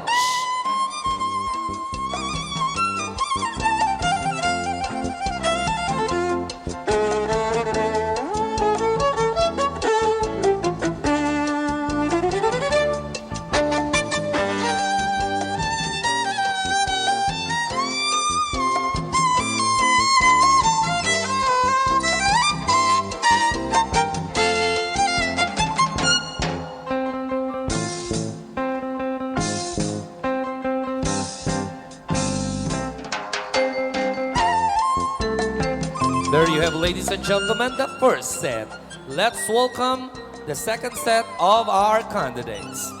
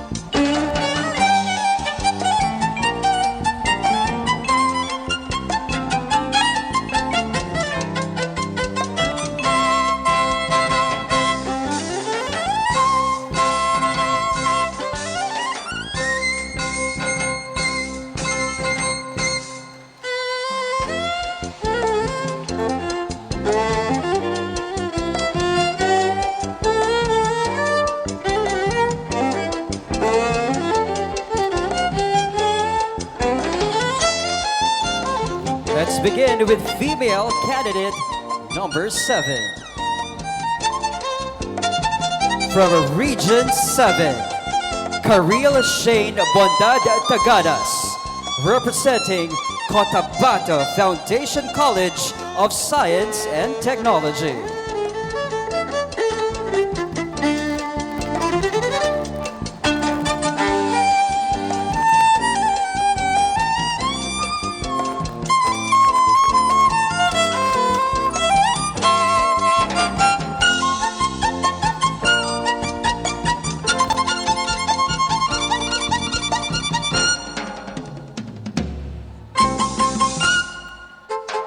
Thank you very much. Next, we have female candidate number 8 from MSU System, Shri Tahani B. Makwambao, representing Mindanao State University main campus.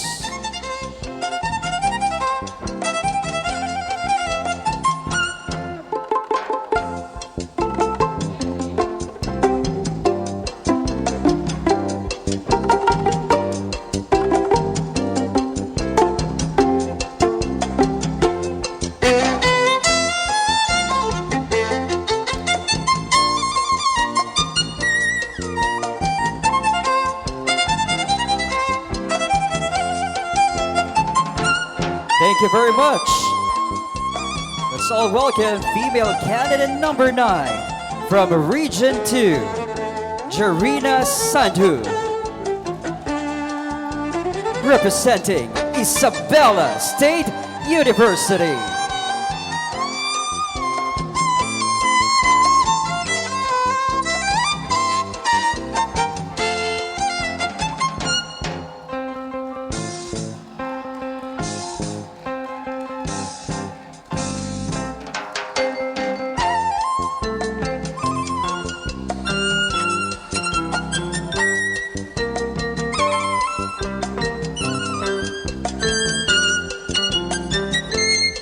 Thank you very much.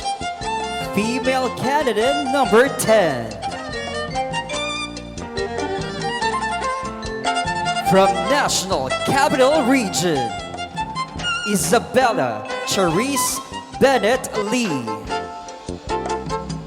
representing Philippine State College of Aeronautics.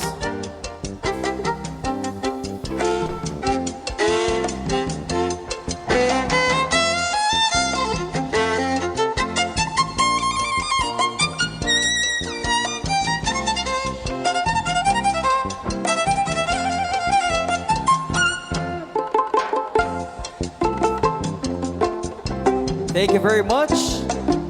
And female candidate number 11 from BARM, Bay Marzia Shana I Abinal, representing Mindanao State University, Maine.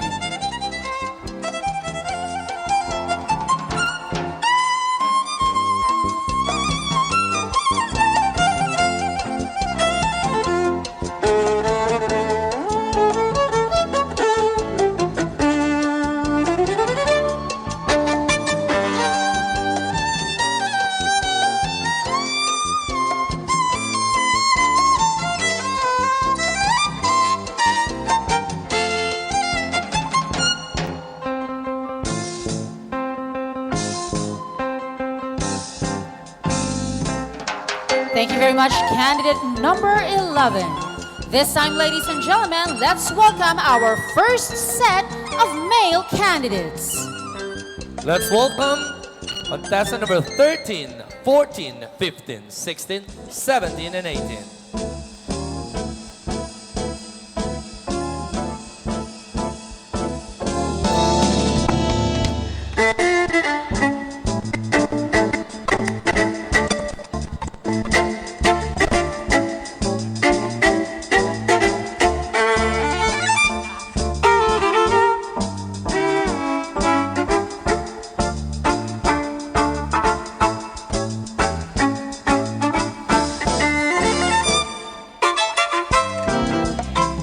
Candidates 15 and 16.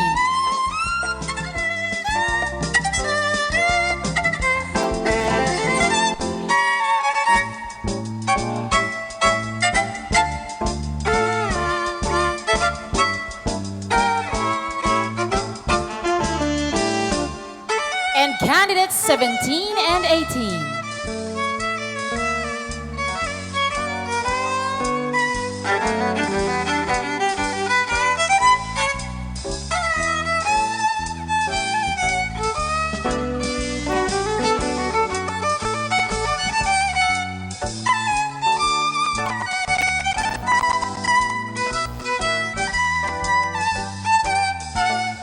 Ladies and gentlemen, let's call on candidate number 13. Candidate number 13 is from Zamboanga State College of Marine Sciences and Technology, ably representing Region 9. Thank you very much, candidate number 13. This time, ladies and gentlemen, let's welcome candidate number 14. Candidate number 14 is Abubakar Ismael S. Punag from Mindanao State University System, representing Mindanao State University System.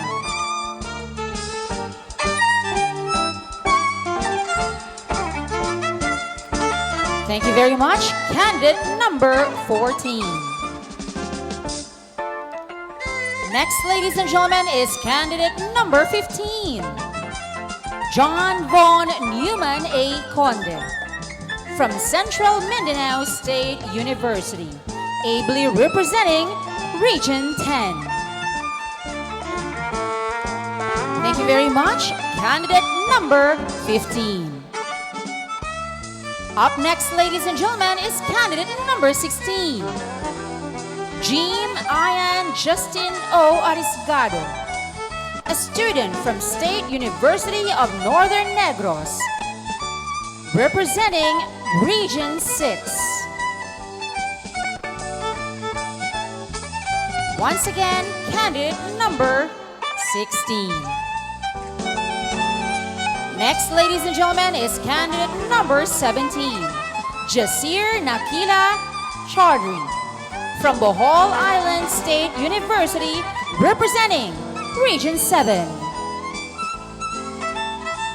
And finally, candidate number 18, Ryan J.P. Conyate of Davao del Norte State College, who is here to represent Region 11.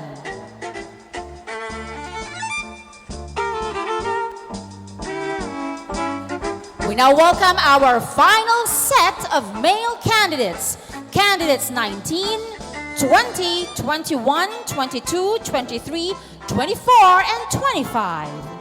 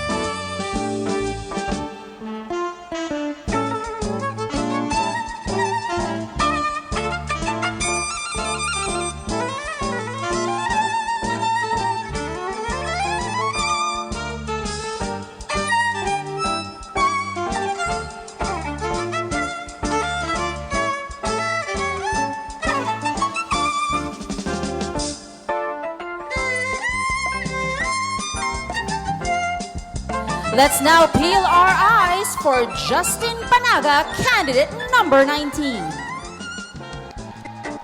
He is representing Isabela State University of Region 2.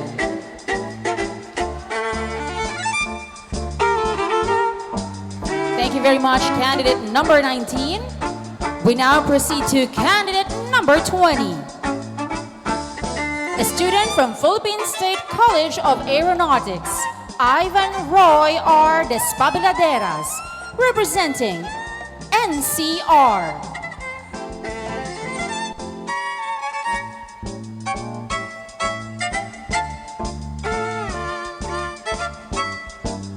And now, ladies and gentlemen, we welcome candidate number 21.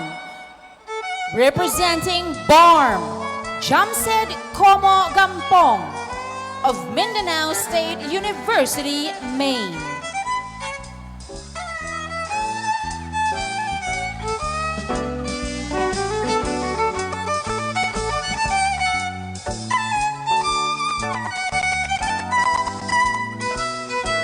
Thank you very much, candidate number 21. Up next is candidate number 22. Marcus Kian Q. Katakutan of Tarlac Agricultural University, representing Region 3.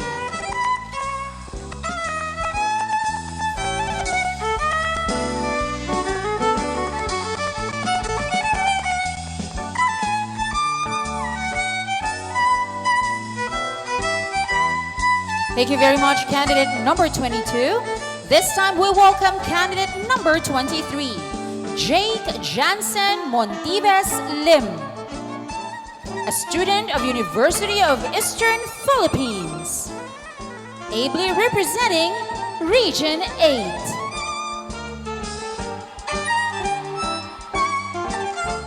We are now down to the last two candidates.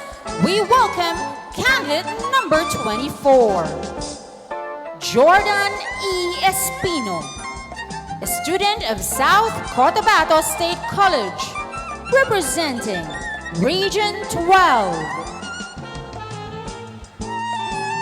And finally, we welcome Neil Brian Rompon Domingo, candidate number 25 from Mariano Marquez State University, representing Region 1.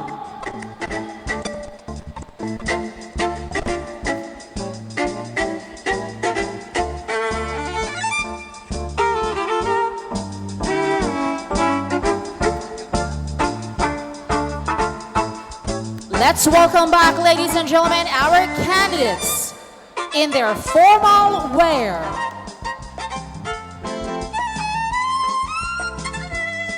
One final look before we announce who will be part of the top 5 finalists to bring home the crown.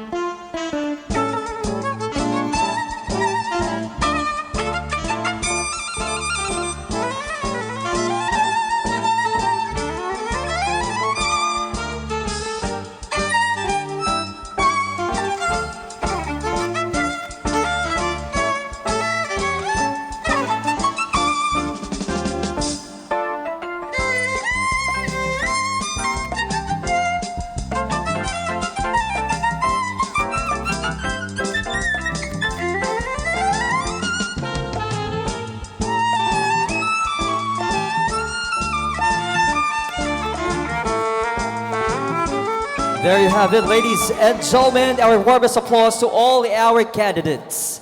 And to serenade our candidates, ladies and gentlemen, let us all welcome a TNT finalist, Mr. Michael M. Romero.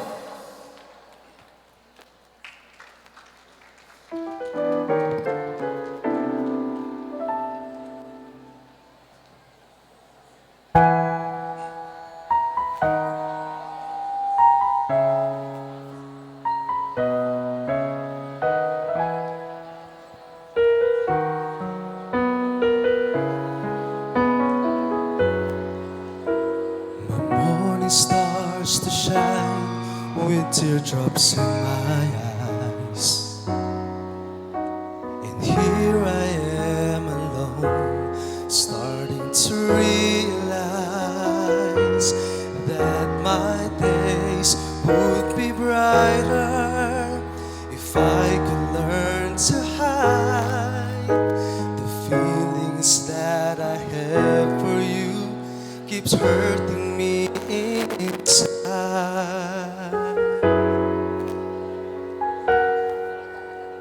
Then my days begin with simple thoughts of you,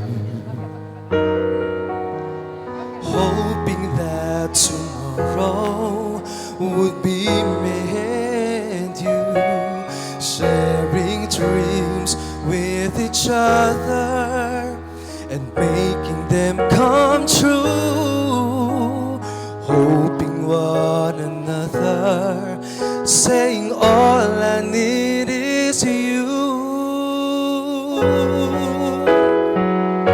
But will you say that you love me and show me that you care?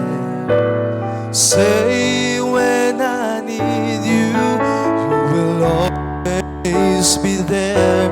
But if you go and leave me, this I swear is true. My love will always be with you.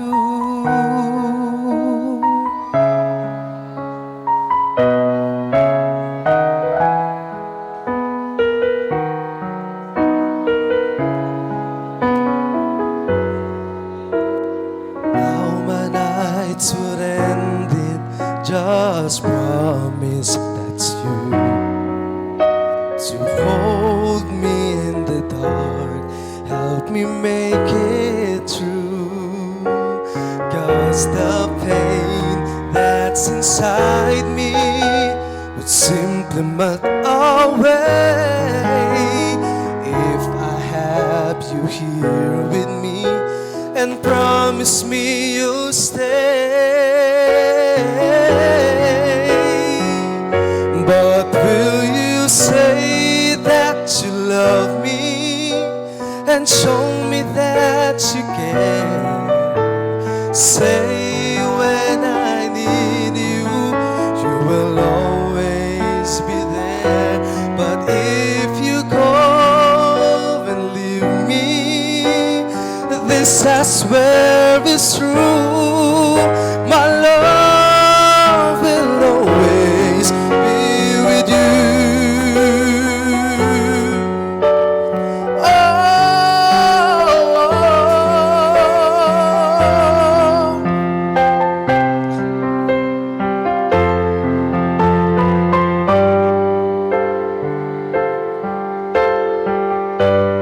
But will you say that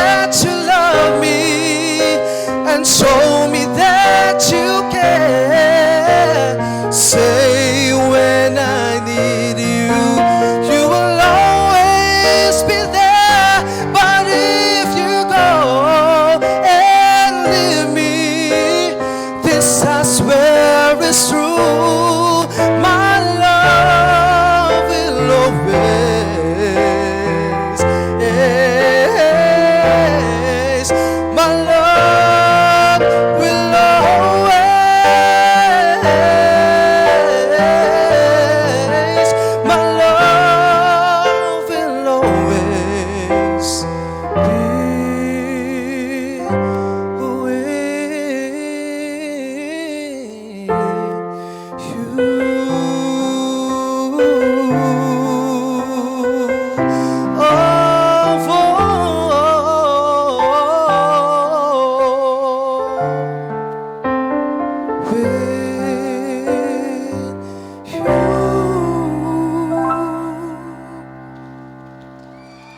you very much, Mr. Michael M. Romero. Ladies and gentlemen, we've come to one of the most important part of the program, which is the awarding of minor and special awards. We start with Best in Production Number. Our Mr. Sook Fair 2024 Best in Production Number goes to male candidate number 15 from Region 10, John Von Newman A. Conde from Central Mindanao University. Presenter, Dr. Joselito Madronyal, the WIMSU Vice President for Admin and Finance.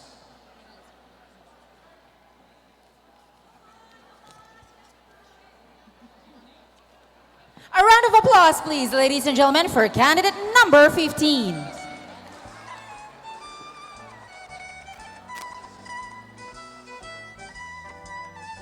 For Miss SUC Fair 2024 Production Number Award, for the female candidate, our presenters are Associate Professor Algani Mohammed, WEMSU Board and University Secretary. Miss SUC Fair 2024 Production Number Award goes to candidate number 7. Congratulations, candidate number 7, Karil Shane Bondad Taganas of Region 12. Congratulations. Next award is Mr. Sook Fair 2024 Best in Casual Attire. Presenter, we have the President from Central Mindanao State University, his representative. Thank you very much. And Mr. Sook Fair 2024 Best in Casual Attire goes to male candidate number 15, John Von Newman Conde from Region 10. Congratulations, candidate number 15. This time, for the Miss Sook Fair 2024 Best in Casual Attire Female category, the presenter is the President of Mindanao State University.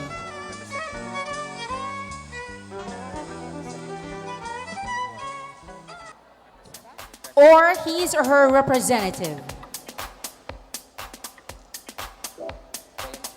Miss SUC Fair 2024 Best in Casual Attire Female category, we have candidate number 11, Bay Marzia Chana Abinal, MSU System.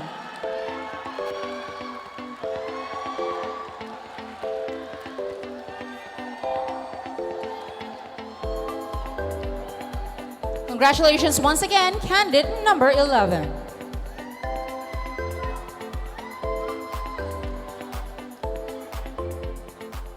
Next award is Mr. Sook Fair 2024 Best in Interview. We have our presenter, Dr. Roddy P. Garcia, Director, RO9. And our Best in Interview, male candidate number 17, Jasir Nakila Quadri from Region 7.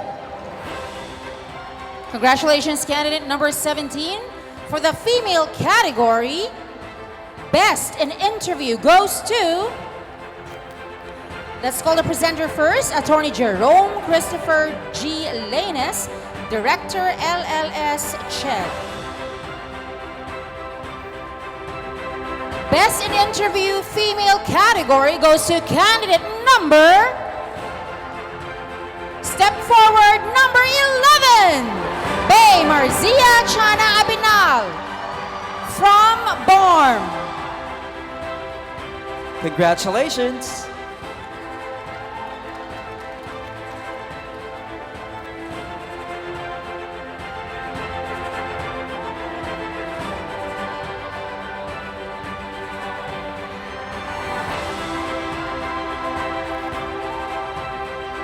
Moving on, let's have Mr. Souk Fair 2024 Photogenic with our presenter, the president of Leyte Normal University, Dr. Evelyn B. Aguirre.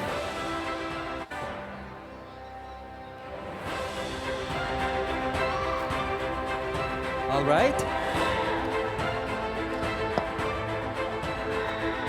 We will have to reveal the photo or the frame. For the male category first, Mr. Photogenic. Okay, let's reveal it first, ma'am. Okay.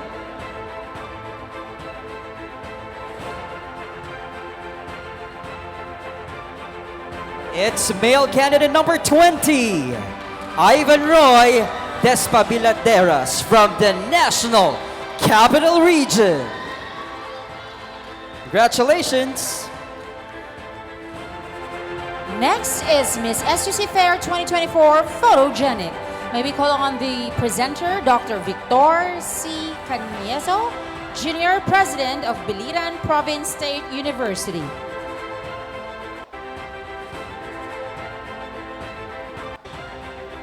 Congratulations, candidate number 20.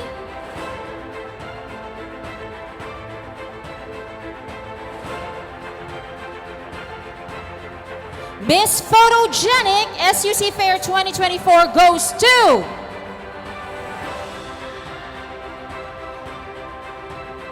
let's see first.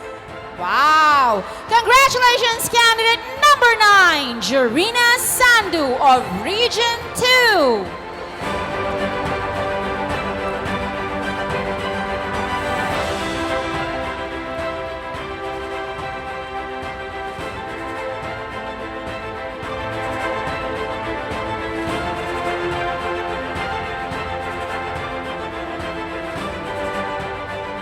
There you have it, our Mr. and Miss Photogenic for this year's Souk Fair 2024. Next award is Mr. Congeniality. The candidates themselves were the ones who voted for this special award. Let's call first the presenter. We have Dr. Nelia A. Alibin, Director of CHED Region 7. And our Mr. Souk Fair 2024 Congeniality goes to male candidate number 13, Aaron Gabriel Ramos from Region 9. Congratulations once again, candidate number 13. For Miss Congeniality, may we call in Attorney Jesus Cristina S. Suerte Felipe, OIC Director, LLS. Miss Congeniality goes to step forward, candidate number, what number? 8.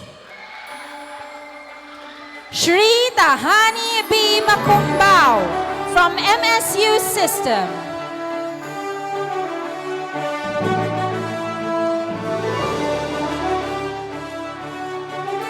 There you have it, our Mr. and Miss Congeniality. And our last special award is Mr. Souk Fair 2024 Best Informal Attire. We'd like to call the presenter, Attorney Septon de la Cruz, Director, CHED Region 5. And our Mr. Souk Fair 2024 Best Informal Attire goes to male candidate number 22, Marcus Kian Katakutan from Region 3. Congratulations, candidate number 22. We now move on to the female category. Female category Best Informal Attire presenter. May I call on Miss Aline Magalong, Director 3 OPSD.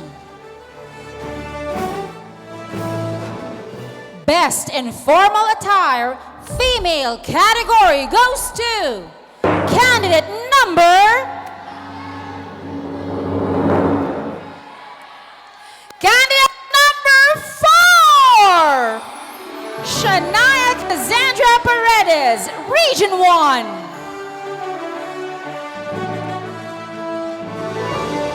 Another round of applause, please, ladies and gentlemen, to all our winners of the minor and special awards.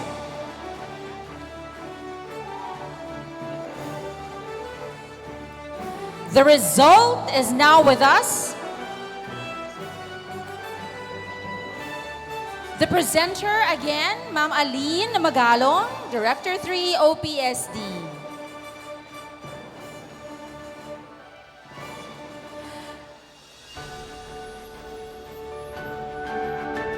Congratulations once again, candidate number 4. And again, another round of applause, please, to all our minor and special awards winner.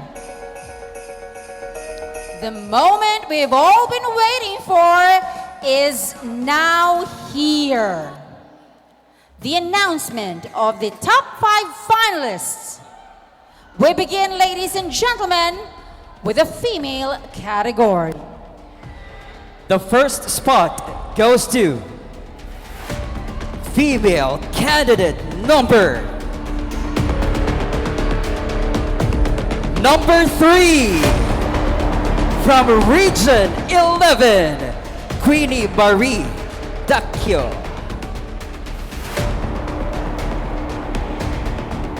Joining her, ladies and gentlemen, is candidate number... Give us your best smile, candidate number 8, Shri Tahani B. Macombao, MSU System. And the crowd goes wild. Indeed, ayan. Let's get to know the third spot. You're in female candidate number 9, Jarina Sandhu, Region 2. You still have a chance of bringing home the crown for Miss SUC Fair, candidate number... You're right, sir, candidate number 10, Isabella Carice Bennett-Lee, NCR. All right, Doc May, we have already our 4 girls here. Please join the Magic 5 female candidate number... Female candidate number 11, Bay Marzia Shana Abinal of Barm. Congratulations, candidates 3, 8, 9, 10, and 11. Let's give them our warmest applause, everyone. And congratulations, girls, for joining and, of course, for participating in this year's competition. This time, ladies and gentlemen, we will be narrowing down the number for the male category. Let's begin with the male category. The first spot, you're in male candidate number 17, Region 7, Jasir Nakila Cowdrey. Smile, because your time has come. Candidate number 18, Ryan J.P. Conyate, Region 11. Say hi, because it's your spot. Male candidate number... I heard it right. 22, Marcus Kian Karakutan of Region 3. Take a step forward. Male candidate number... Again? 23, Jake Johnson Montives Lim, Region 8. Woo. And a standing ovation from our audience. And I believe we are all ready to get to know the last spot. It's your turn. Male candidate number 25, Neil Bryant Rompon Domingo of Region 1. There you have it, ladies and gentlemen, our warmest applause to our top 5 for male category. Candidates number 17, 18, 22, 23, and 25.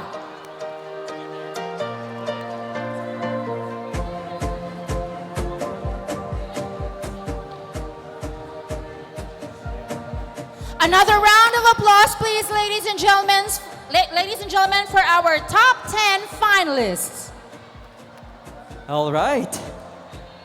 Ladies, just stay for a while because we're going to do this. The final question and answer.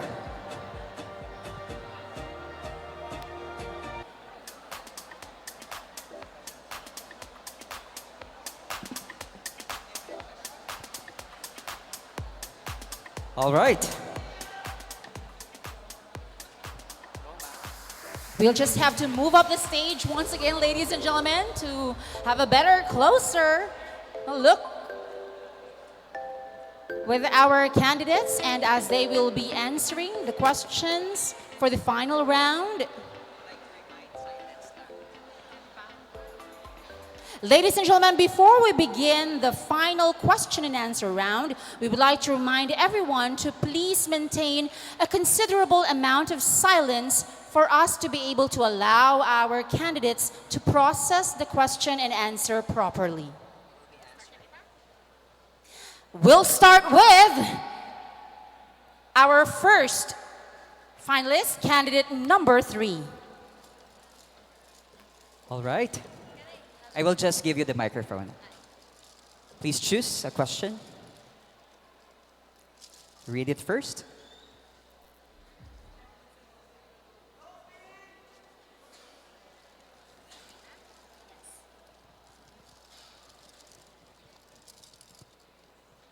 Ladies and gentlemen, the question is, how can you help preserve and promote Philippine cultural heritage and traditions in the face of globalization and modernization? Again, how can you help preserve and promote Philippine cultural heritage and traditions in the face of globalization and modernization?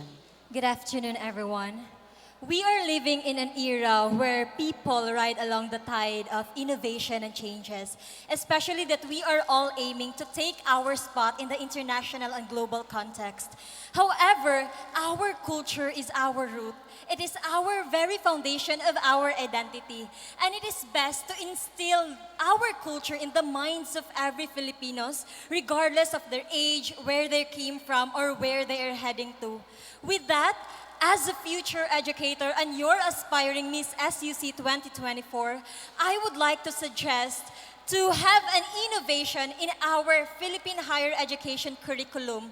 In that sense, we can be able to teach our students of the traditions and culture of our country, the Philippines.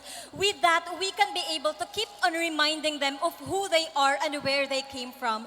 Because I believe that through that, we can be able to secure students that are well aware of their culture and traditions. And through that, we can compete globally while remembering and embracing our Filipino identity. Thank you so much. Thank you very much. Candidate number 3. Let's have female candidate number 9. Number 10. Okay, female candidate number 10. Please speak your question.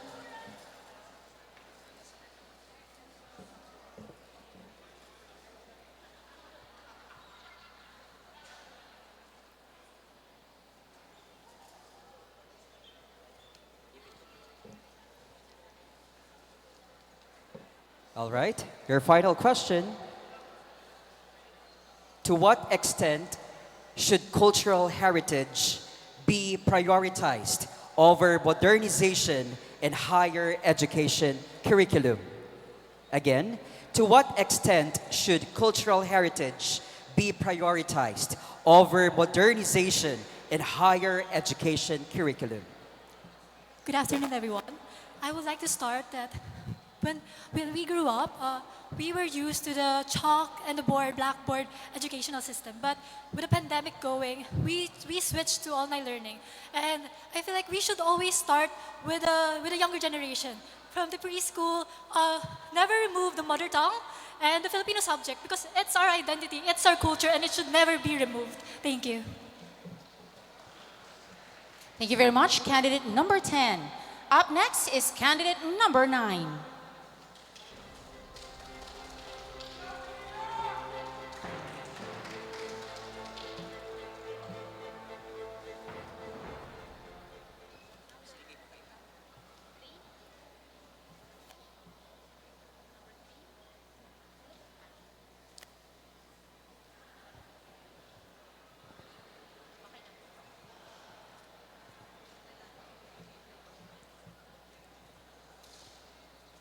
The question for candidate number 9 is, what specific Filipino values or cultural practices can make our graduates stand out as leaders and innovators on a global scale? Again, what specific Filipino values or cultural practices can make our graduates stand out as leaders and innovators on a global scale? As a student who is studying in Isabela State University, I believe that one day I will also graduate. So as my experience, the specific values that we should apply every time is to be resilient. To stand firm on ourselves whenever we get down, to stand firm in ourselves whenever we face struggles in life, whenever we face problems. And I believe that our top priority is to create a platform that fosters inclusivity and unity. And by this, we can have a deeper understanding when it comes to diverse cultures that we have. Also, we can apply it globally. And by that, I know that it can pave the way for us to have a transformative and resilient community. And by that we should never forget this, that we promote the Sustainable Development Goal number 4, which is all about quality education. Because this established a globally recognized Philippine education system. And I want to leave this message to everyone out there that our nation's culture resides, and lives within the hearts and the spirits of its people. Thank you. Thank you very much, candidate number 9. Next, let's call in candidate number 11.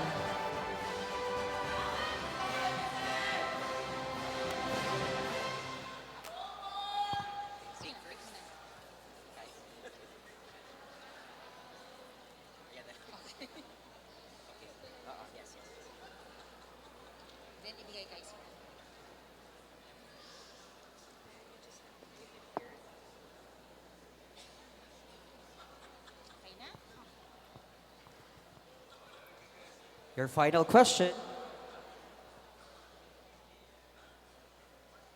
If you can invent something to solve a problem in your community, what would be and how would you do it? Again, if you are given or if you have to invent something to solve a problem in your community, what would it be and how would you do it? The most pressing issue that we are facing today in our nation is the miscorrelation of us having high number of honors list in the Philippines. However, we are on the low ranking on the global arena in comprehension and critical thinking skill. And this manifests that the education system have lack of supplement that provides to the student. I will not invent something but to integrate something in the education system. And that is to integrate the critical language studies in our academy for us to equip the generation of students and for frontliners of leaders that are not only academically proficient but also well-informed citizens and can transform our nation into a transformative society, because at the end of the day, all of our social issues are facing with us being divided because of the rampant issue of disinformation and misinformation. If we could apply this with our education system, and we could be able to create an education system that foster critical thinking skills to our students. Thank you. Thank you very much. And finally, candidate number 8.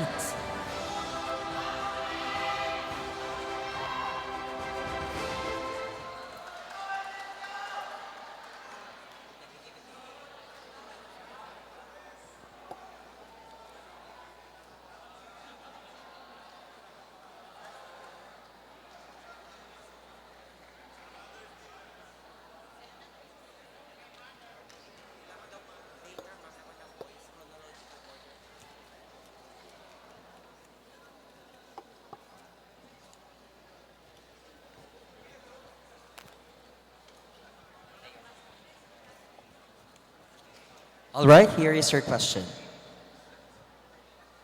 Some argue that globalization created more problems than solutions. What is your take on the benefits and challenges of a globalized world? Again, some argue that globalization created more problems than solutions. What is your take on the benefits and challenges of a globalized world? Ladies and gentlemen, globalization has benefited each and everyone, especially with the recent rapid growth of technology. We're able to connect with different people, we're able to share our culture to the world, and we're able to tell them how beautiful Filipinos are. At the same time, one of the disadvantages of globalization is the rampant amount of misinformation because of the technology, and this is becoming a problem. That is why we have to see the beauty in globalization. We have to remain steadfast on the advantages that is so rampant nowadays. It's important that we champion truthfulness, we champion the impact of globalization, that we are all connected, that we are trying our best to become rooted to our identity. We can use globalization to champion our culture, Filipinos in the world, and show them how amazing we are as Filipinos, and tell the world that we, the Filipino, are truly amazing and beautiful in our culture. Thank you. Thank you very much, candidate number 8. And that wraps up, ladies and gentlemen, our 5 finalists for the female category. We welcome now the top 5 finalists for the male category. Candidates number 17, 18, 22, 23, and 25. Let's begin with candidate number 17.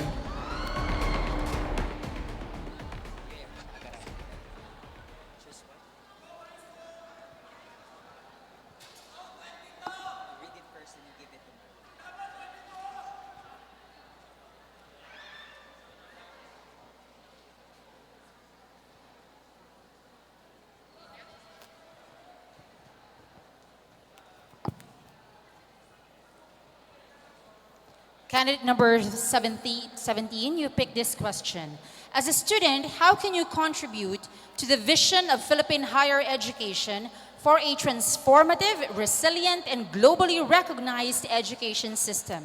Again, as a student, how can you contribute to the vision of the Philippine higher education for a transformative, resilient, and globally recognized education system? Winning Mr. Sook Fair 2024 is not just about the crown above your head and a sash across your heart, but behind those crown and sash is a great responsibility. And as a student, I can contribute to the Philippine High Commission in Higher Education's vision by being an inspiration and a role model to everyone. And this event is a testimony of us Filipinos honoring the past while celebrating the present. We honor the past because we pave way to our culture while incorporating modernization. And as an advocate for culture preservation, it is my duty to tell everyone you here present today this message anchored on Margaret Mead's cultural continuity theory, that preserving and understanding our culture helps individuals navigate their social environment and contribute to the overall cohesion of their community. So, I can be a role model, you can be a role model, we can be a role model that can also be an inspiration to everyone. And let us join our hands together towards protecting and preserving our culture despite of adapting to the rapidly changing world in order for us to have a more transformative, resilient, and not just globally recognized Philippine higher education, but a globally recognized Philippines as well. Thank you. Thank you very much, candidate number 17. Up next, let's listen to candidate number 18.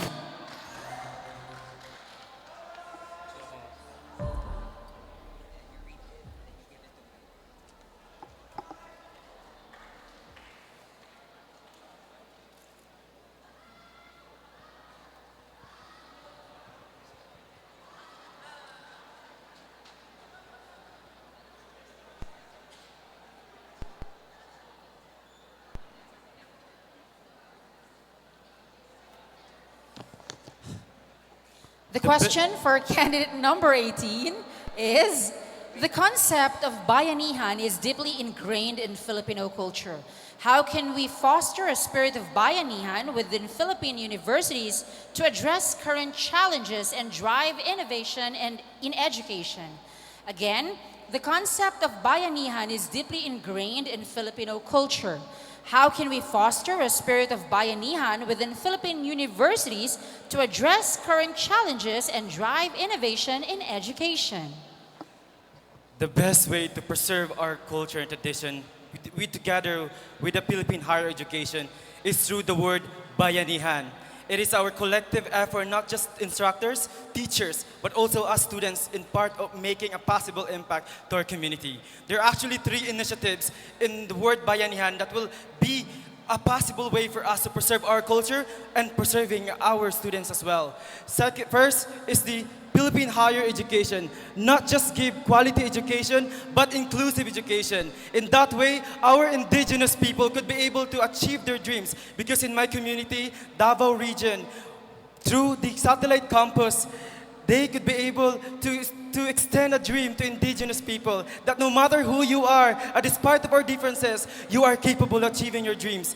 And second is to us students. We are the weavers of our own dreams. That no matter how hard it takes for us, we should always be dedicated, compassionate, and persevere in times. Because when we're gonna wear our togas and hold our diplomas, we are proud and loud to tell to the world that we made it. And finally, the spirit of the word pangarap, it is instilled in all SUCs in the Philippines. And through them, we could be able to not just achieve our dream, but to make a remarkable history through our university or institution, and to make our university, or the Philippine higher education, recognized globally. Thank you. Thank you very much, candidate number 18. Up next is candidate number 22. Please speak a question.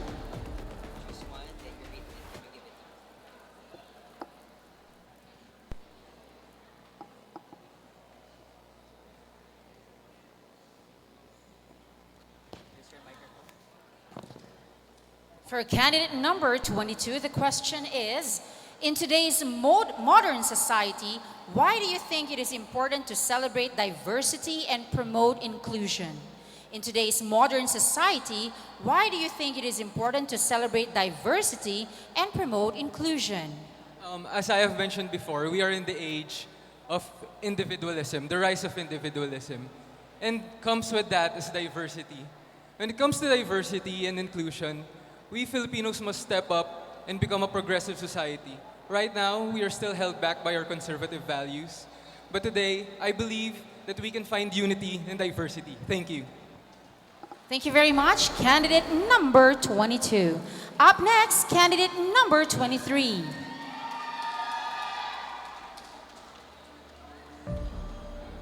Please pick a question.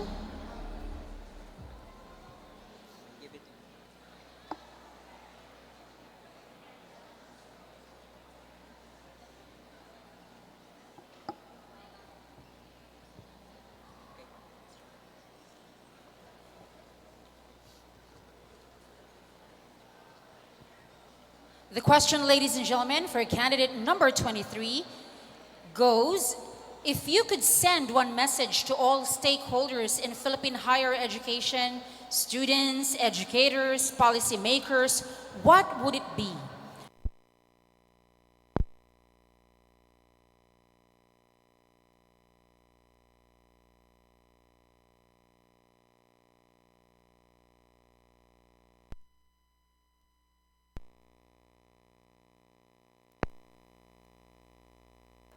Hello.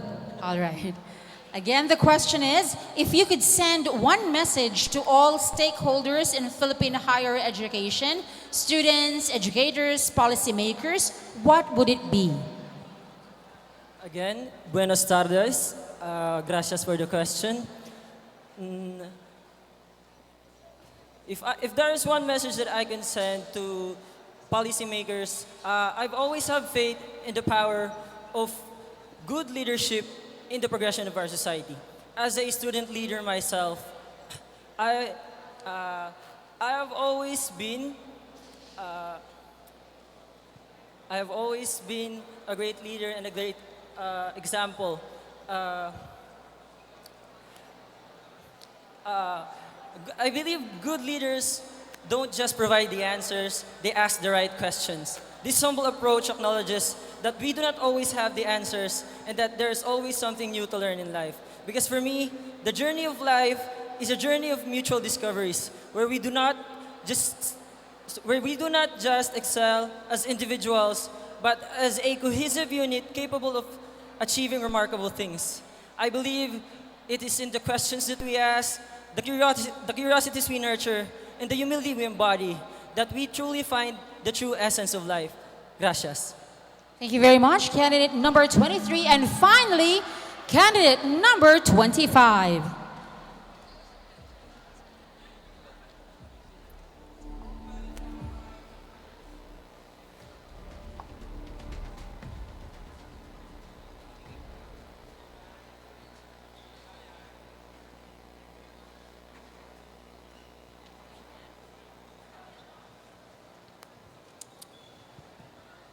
For candidate number 25, the question is, technology is rapidly changing our world. How can we harness its power to address social issues in the Philippines while also being mindful of its potential downsides? Again, technology is rapidly changing our world. How can we harness its power to address social issues in the Philippines while also being mindful of its potential downsides? As we transcend to the era of modernization, technology is an inevitable phenomenon. And I believe that it can help us in addressing different social issues by just taking an example, an AI. For example, ChatGPT. If you ask something, it will give you an answer. And for that context, if you ask how to solve different problems in the Philippines, it will give you potential answers, potential solutions, and potential programs which you can execute for you to respond to different societal issues in the Philippines right now. And as a future teacher, I encourage the CHED and different organizations in the Philippines to please enhance, to please focus into technology because this is now our life. This is now the time of technology. And with that, I would like to promote my advocacy which is in line to this, which is the Project Bulilit, Building Life Through Literacy. And if we will be able to inculcate this project into different universities, it would help the development of 21st century skills, and this is under the digital skills. And if we were able to transform this in a norm into different universities in the country, then together we can achieve a more progressive education system and a more progress country. Thank you. Thank you very much, candidate number 25. So there you have it, ladies and gentlemen, our top 10 finalists for the crown of Mr. and Miss SUC Fair 2024.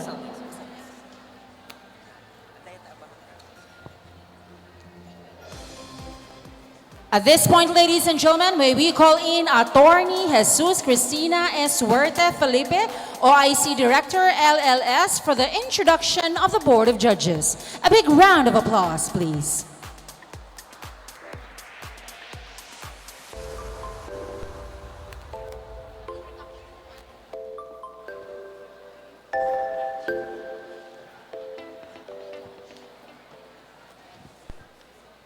Good afternoon. I have the distinct pleasure and honor of introducing our judges for today's event. Our first judge graduated with a degree in Business Administration, major in Export Management from the De La Salle College of St. Benilde. He is currently the #1 City Councilor of Zamboanga City, and he is the Committee Chairman of the Sangguniang Panglungsod Committees on Tourism, Arts, Culture, and Foreign Relations, Health, Appropriations, Trade, Investment, and Industry. Ladies and gentlemen, our first judge, Honorable Vicente Vino Murga Gingona.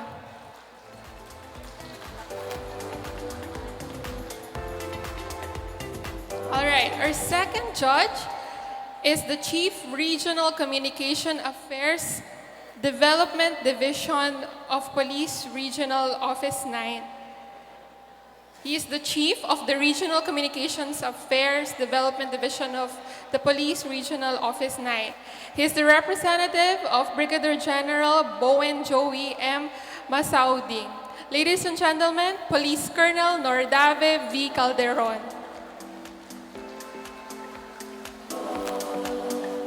Our third judge is a graduate of Bachelor of Science in Aquaculture. He is currently the Chief Executive Officer of Rainbowville Land Developer and Construction. He is also a distinguished honoree of the Department of Education for Project Educalidad in Giwan Elementary School.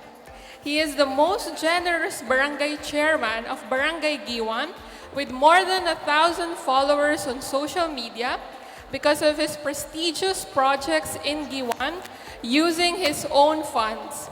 Ladies and gentlemen, Honorable Albert Benacin Castillo. Our fourth judge is Mayor City Jalia Turabin Hataman, or Mayor Dada as she's fondly called.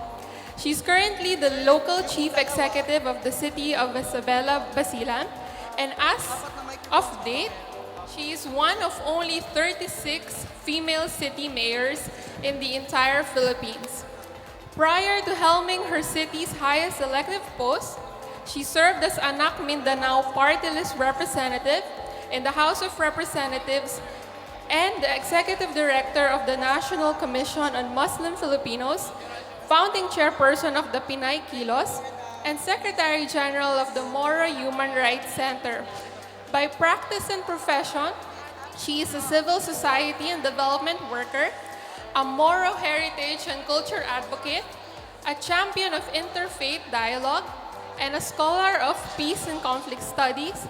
But she is first and foremost a great partner to her husband and a doting mother to her 5 children. Again, ladies and gentlemen, Mayor Dada.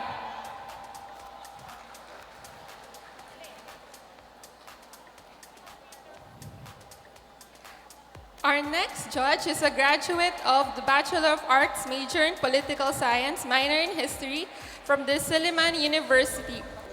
He currently plays a role with many hats as he is the president of Southern City Colleges Incorporated and also the founder and director of Hospital de Zamboanga. He is likewise the president of the Southern Heights Recreational Park by Cali Farms. Ladies and gentlemen, Dr. Edwin M. Caliolio.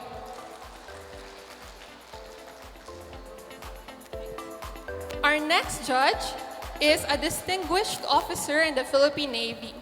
He boasts an exemplary career marked by dedication, leadership, and profound service. With a foundation in computer engineering from Adamson University and a master's degree in public management from the Development Academy of the Philippines, Captain Elio's academic credentials are impressive. His career is decorated with awards such as the Distinguished Service Star, Outstanding Achievement Medal, and Distinguished Navy Cross. He has received multiple military merit medals, commendation medals, civic action medals, and the Presidential Unit Citation. Again, ladies and gentlemen, Captain Edwin Tan Elio. Last but certainly not the least, our next judge is a graduate of BS Mass Communication from the Ateneo de Zamboanga University. She graduated cum laude. She is the Philippine President Gloria Macapagal Arroyo Distinction Awardee for Culture and Arts and the Peace Awardee for 2007, awarded by the World Harp Organization. She is a vocalist of vocal trio We Are JFK, a certified English teacher for young learners, and an international flight attendant of the Philippine Airlines for 12 years. Ladies and gentlemen, Ms. Francel Joy De Leon. All right, thank you very much and congratulations to our awardees. Thank you very much, Attorney Jesus Cristina S. Huerta Felipe, OIC Director, LLS.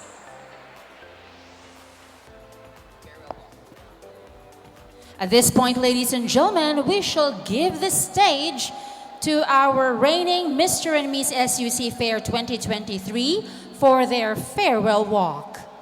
Miss SUC Fair 2023 is Miss Mary Joan Capuyan Fuentes of Central Mindanao University. And Mr. SUC Fair 2023 is Mr. Abdul Kareb D. Abedin III.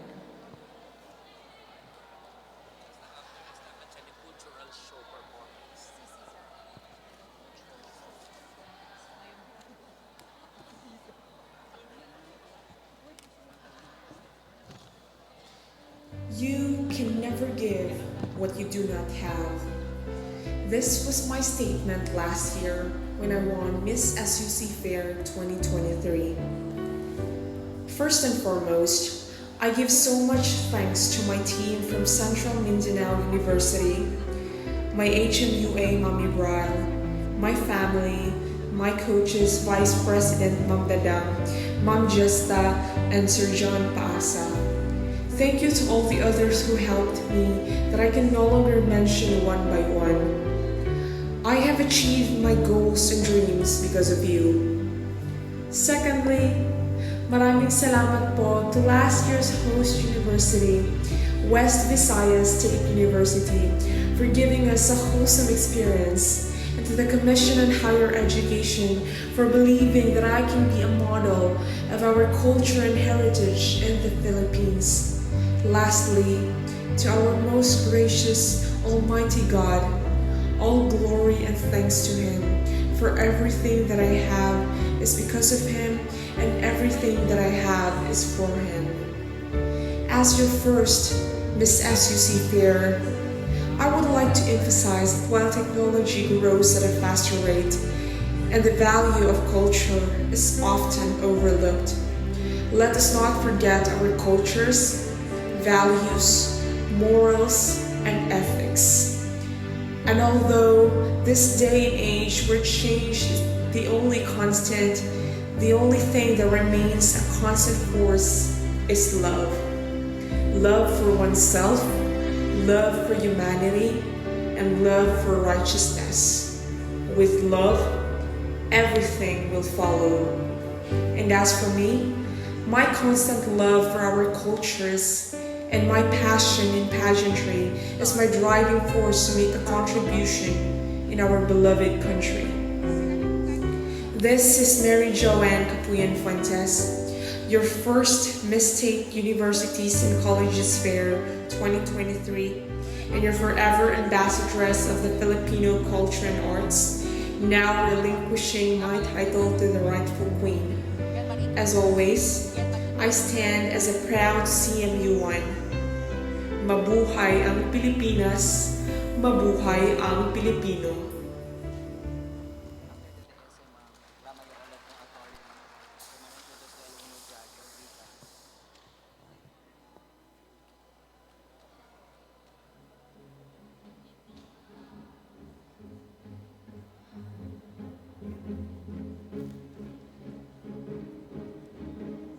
This time, ladies and gentlemen, the farewell walk of Mr. SUC Fair 2023. Having the crown as my influence and power, I was able to draw attention to issues concerning my advocacy, such as cultural preservation, entrepreneurship, and quality education. The title total transformed me as an individual to be more vocal and realize that everyone must be on the same boat. This is me in my journey as a student leader in my university.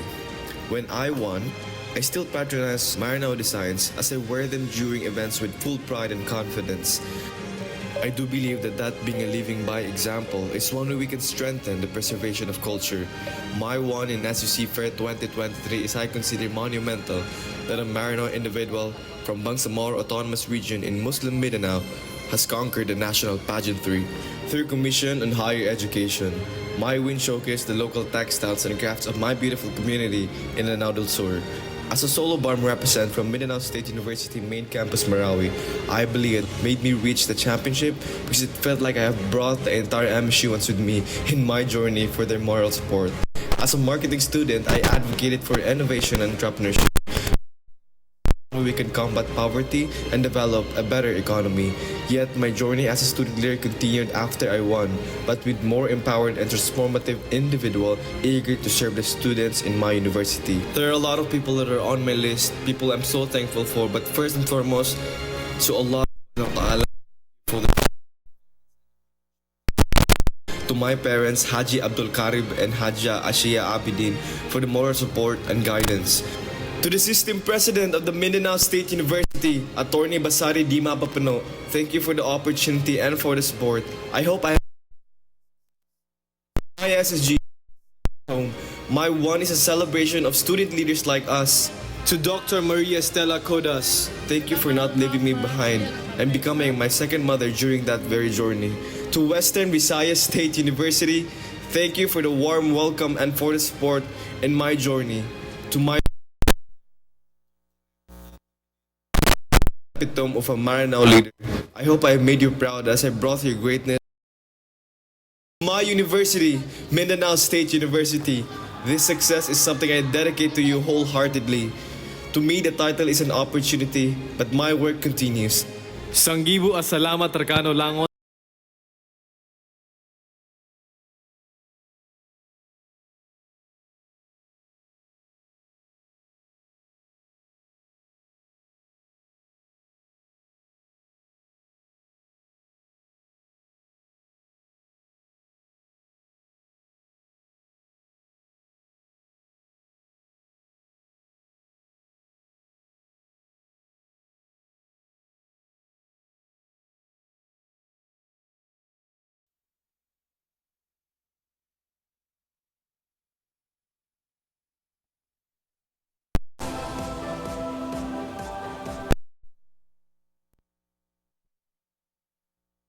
Once again to introduce our last, but not our last judge, but certainly not the least. Our last judge is a title holder herself. She was Miss Isabela City first runner-up. She was also Miss WIMSU second runner-up, Mutya ng Mindanao second princess, and Miss Earth Western Mindanao. She's currently the associate lawyer of Gangano Cruz Sanson Besa Law Office, and she is the provincial legal officer of Basilan. She also graduated with a Bachelor of Mass Communication in WIMSU, and she took her Bachelor of Laws in WIMSU as well. Ladies and gentlemen, Attorney Rosebel Sanson. Thank you. Thank you very much, Attorney.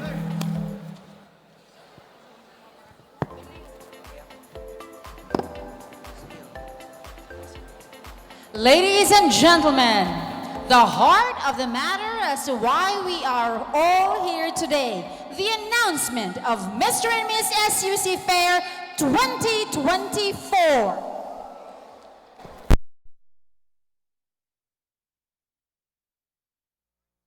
Up towards who will be bringing home the crown today.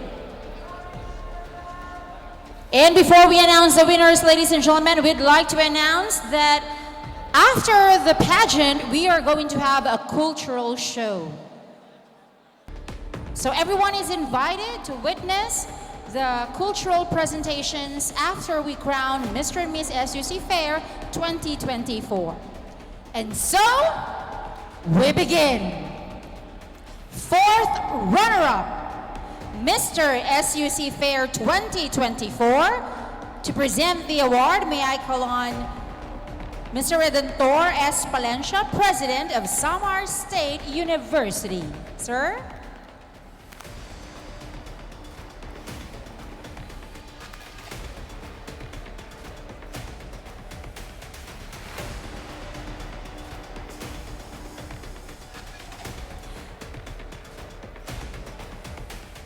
Thank you for making it this far. Fourth runner-up, candidate number. Male category, fourth runner-up, candidate number 23. A round of applause, please. Jake Jansen Montives Lim, Region 8.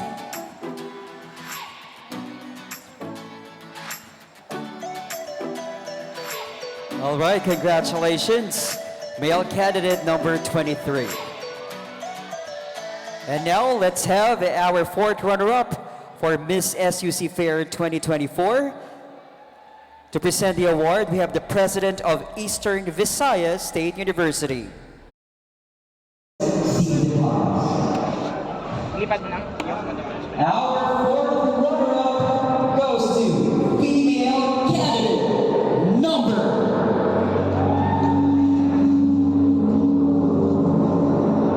Female candidate number 10, Isabella Cherish Bennett Lee from National Capital Region. Congratulations. Congratulations. We are now left with 4 candidates. Male category, third runner-up. To present the award, may I call in Mr. Alex Navarroza, President of BISCAS.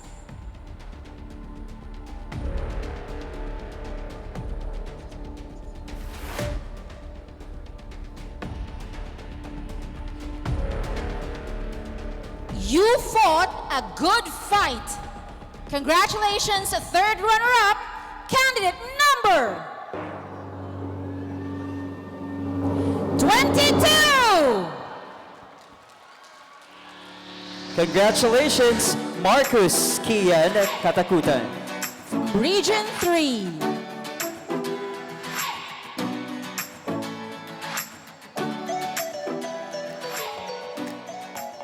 Let's announce our third runner-up for Miss SUC Fair 2024.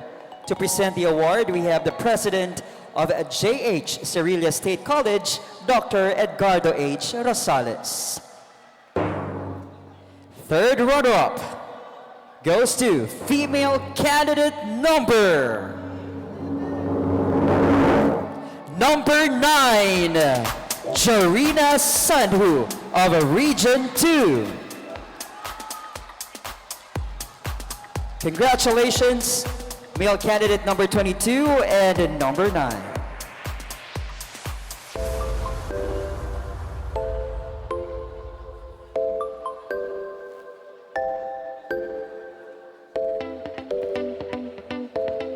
We are now inching closer to finding out who will be bringing home the crown.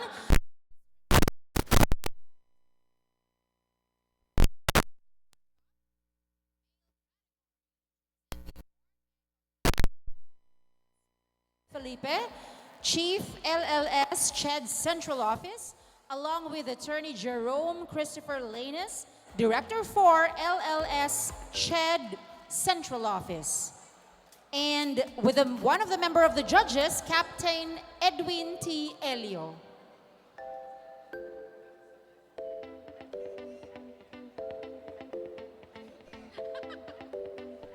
I love. He's been very energetic since we start the program. and betting on the candidates that he likes. Sir, I think you will hit it this time. Second runner-up, Mr. SUC Fair 2024. Congratulations to candidate number, yes, 18. Congratulations, Ryan J. Conyate, Region 11. Ayan, tama si Sir. Next, we shall be announcing our second runner-up for Miss Suit Fair 2024. To present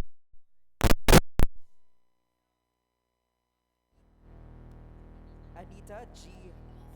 David, President of Pampanga State Agricultural University, the plaque by Ma'am Sema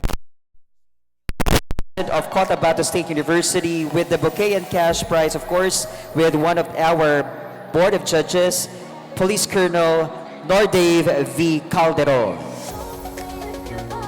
Of course, our second runner-up goes to female candidate number 8, Shri Tahani B. Macambao from MSU System. Woo!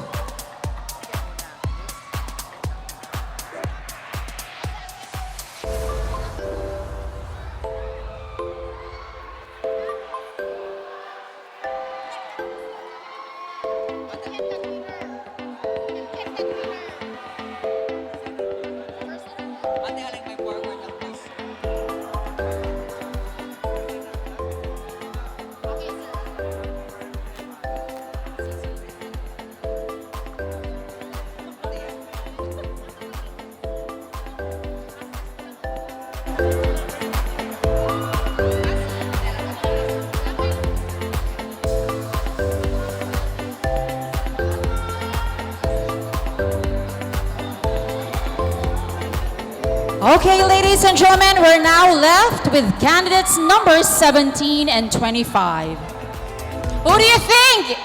It's Mr. SUC Fair 2024. First runner-up.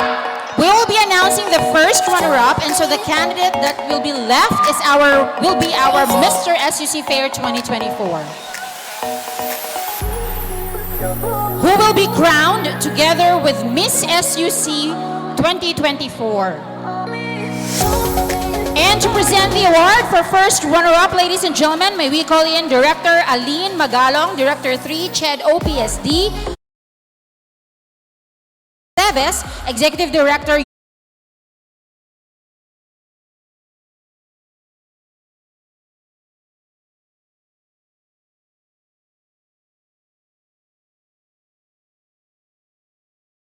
SUC to candidate number si Sir talaga 17! And our Mr. SUC Fair 2024 is no other than candidate number 20.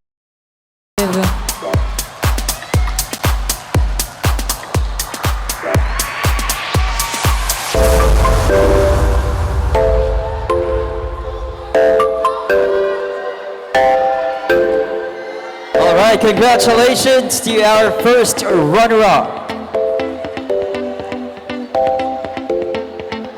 Number 17, Jazir Nakila Chaudhry from Region 7. And let's have, for the female category this time, the award will be presented to us, the stash, by Attorney Septon de la Cruz, Regional Director of Region 5. The plaque to be given by Dr. Cherry Melanie Ancheta Diego, Director 4 of CHED OPSD. The bouquet and cash prize to be handed by Honorable Vincent M. Gingona. Let's do this! First runner-up, Miss SUC Fair 2024 goes to female candidate number 11, Bay Marzia Shana Abinal of Barm, and our Miss SUC Fair 2024 is female candidate number 3. Candidate number 3 is Queenie Marie Dagyo of Region 11.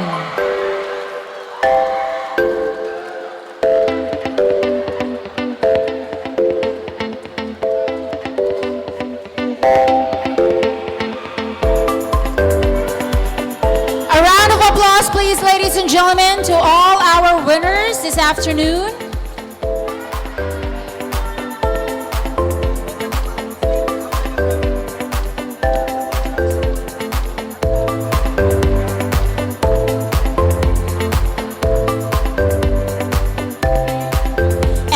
Ladies and gentlemen, to present the award to our Mr. and Miss SUC Fair 2024. For our Mr. SUC Fair 2024, may we call in CHED Chairperson, Sir Prospero Popoy de Vera III, sir.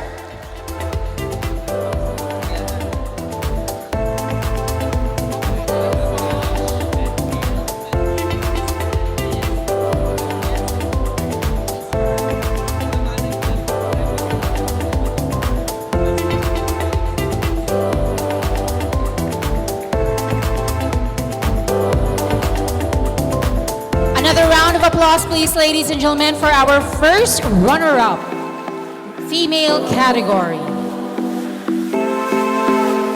And ladies and gentlemen, our Belleza, Mr. and Miss SUC Fair 2024, candidates number 25 and number 3. And so to present the award, ladies and gentlemen, for the crown, may we call in CHED Chairperson Prospero Popoy de Vera III, along with Dr. Maria Carla A. Ochotorena, WIMSU President, and also with the President of the university, which our candidate number 25 belongs to.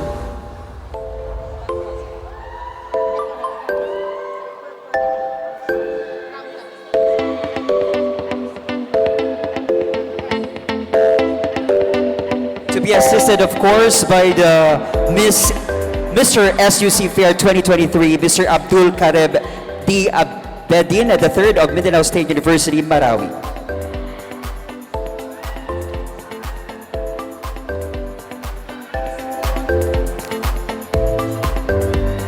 For the plaque, ladies and gentlemen, for Mr. SUC Fair 2024, may we call in Regent Inocente Locson. And for the lay and cash prize, Honorable City Jalia Hataman.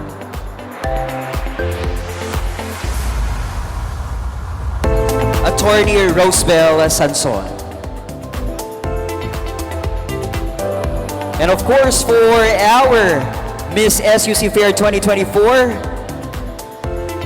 we'd like to invite also Dr. Edwin M. Calyolio, member panel of judges. Together with our Miss SUC Fair 2023, Miss Mary Joanne Capuyan Fuentes of Central Mindanao University. We would like to invite all of our judges to please be here on stage for a group pictorial. Once again, we are requesting the members of the panel of judges for a group pictorial. Again, ladies and gentlemen, thank you very much for joining us this afternoon. This has been May, and we would like also to invite here on stage the presidents of the winning candidates of Mr. and Miss SUC Fair 2024. The school.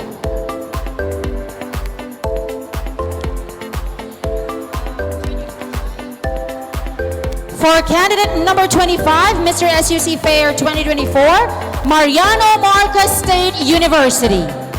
For our Miss SUC Fair 2024, number 3 is from Davao del Norte State College.